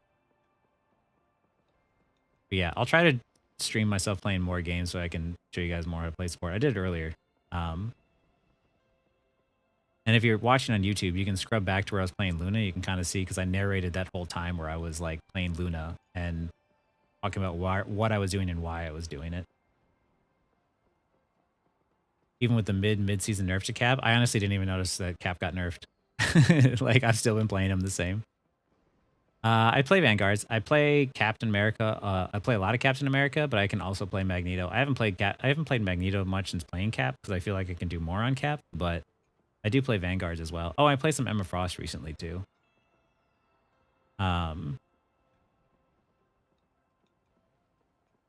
Even worse, your teammate don't have a look at your backline. Yeah, peeling. People need to learn to peel in this game, and I'm trying to do my best to educate people on that. Do you think that playing less, you tend to play better and win more games? Usually my worst games are the ones where I play many games. I don't think it matters too much for me personally, but like some people have caught on in the comments. They're just like, "Oh, that term you said, win condition, that comes from card games," or "Oh, the mindset or whatever the stuff you're talking about, like reminds me of the fighting game community." Like a lot of the stuff that you guys hear about sometimes in my videos come from like Overwatch, but it also comes from like playing fighting games and card games and all sorts of other games too. Like if you take a break from Marvel Rivals and you play some other games and other PvP games, sometimes you pick up things and ideas that you can then sort of take over to Marvel Rivals. Like it's good to just play other games. Like don't be in an echo chamber. Yeah. Like Marvel Rivals is great. It's fun. I've definitely spammed a lot of it, but like there's plenty of times where I think even at times where like me and Shaggy have hopped online, like just the other night when we hopped on, we played those games and the people were just toxic. 3 to 4 games where I think we lost 3 and we won the 4th one with someone who was super toxic. And we just said, we're going to play Monster Hunter. Screw it. Like, I just want to chill and have a good time. Like win or lose, I don't care. But when people are just like bringing us down, I'm like, let's just go play Monster Hunter Wild. Screw it. Like, we'll still come back to Rivals, but it's just like play what's fun. Like if you find that you play better by just playing a little bit here and there, do that. And then when after you play a few games, you win and you're feeling pretty good, like maybe just take a break if you feel like that'd be better. Me and my squad, and just fringy whenever we play, there's a Slayer cap. Doesn't games say it's an objective game. I'm glad that I have that effect on people now. I have been recognized too once in game. That was a strange experience. But yeah, it is an objective based game. Any tips on finding mistakes while watching replays? Yeah, when you fail an alt, ask yourself why it failed and what you could do next time to avoid that. And when you die, ask yourself what can you do to avoid that death? Because there's always something. Sometimes it's a positional thing. Sometimes you can change your positioning. Sometimes you could back out sooner. Sometimes you can recognize or alt track. Like there's a lot of things that you can always do. And no matter what, at the end of the day, like your deaths are always on you, right? Like, well, I'd say like 99% of the time, your deaths are your fault. There's a couple of times where you could be standing still behind cover, pinging heals, and you still die. Maybe that one's not on you. But majority of the time, like when I die, it's because I did something stupid. But yeah, try and figure out like the times that you died or the times that you failed like an ultimate, and then ask yourself like, what could I do to avoid that next time? The crybabies and rivals make it less fun. Yeah, it's honestly the crybaby. It's the crybabies and the weird behavior I see where people just like, I don't know, do weird things into the microphone and stuff where I'm like, I mute people right away, but still I'm just like, guys, can we just have like a normal chill game? Pretty please? Streamer I play Elden Ring with along with his audience. They usually have a lot of fun. Yeah, and like sometimes you'll see me do viewer games and stuff where I tell people like when I'm just doing missions, I'm like, if anyone from chat wants to join, like they join with me. Is my question though, I can't have that camera movement awareness as PC has, so I can't get angles.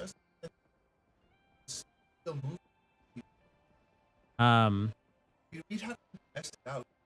Yeah. I'll try to install it on console so I can better tell you like what to do on console.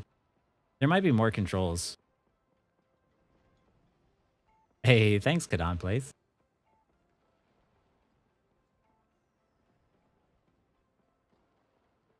But yeah, there's just honestly like,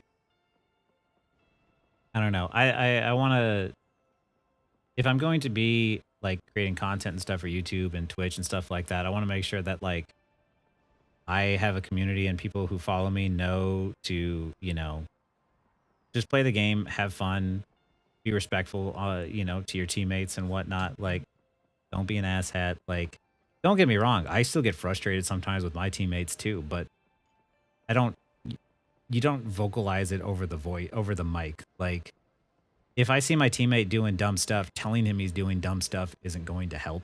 Or just like crashing out on him. Like when I see streamers and stuff do that, I'm like, you're just tilting your team. Like, don't bother. Like, if you don't like what they're doing, then just try to communicate. And if they don't change, then whatever, just mute them. But like, I don't want to push this idea that we should be, you know, negative to each other online, because it's not helping. It just makes people like not play the game.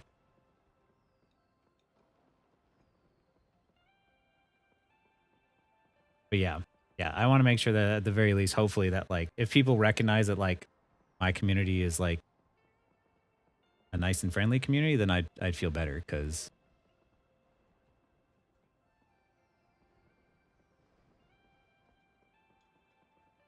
yeah, when it's quick play and you got people like freaking out, it's just like, I understand. Like I hate quick play. I play ranked all the time because of the fact that quick play just, it's chaos. People just do whatever. But like, there's no reason, especially to crash out when people are like flaming in quick play. I'm like, dude, we've got a gold player on our team and an eternity player on the other team. Like, the gold player is not going to be able to survive here.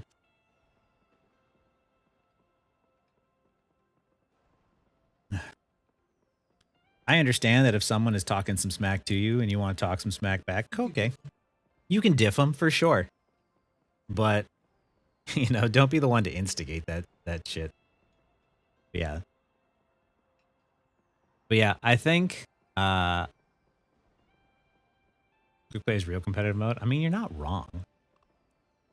But yeah, I think that's gonna be it for me.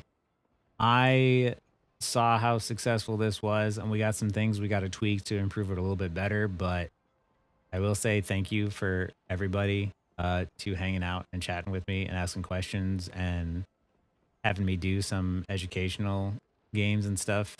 I'll definitely hop back on, and there'll be days where I do some ranked streams. There'll be some days I do some quick play viewer streams, community stuff. Like, you know, I will try to do my best there. And I do have a bunch of videos I have to record for this week that I'm going to have to really struggle to get out tomorrow. Shoot in the morning. Not super early. Like, I still got to be up probably around like 10 or 11 or so. It's early for me, but it won't be too bad. But yeah, I'll try to stream and stuff during the weekdays on 8 or 9 p.m. Pacific Standard Time. Someone else, not gonna lie, otherwise circus, not my monkeys. Yeah. When you're in comp, just make comms. That's it. That's all you need to say. If you're not making comms, then that's whatever. But yeah, yeah, I'll try to do my best to stream more often. I really appreciate everybody for the subs, the bits, the subscriptions, the follows, my God, there was like more today. There was more today than I think I've seen in a week. But yeah, until next time, good hanging out with you guys, and yeah, good luck with your games. I'll talk to you guys soon.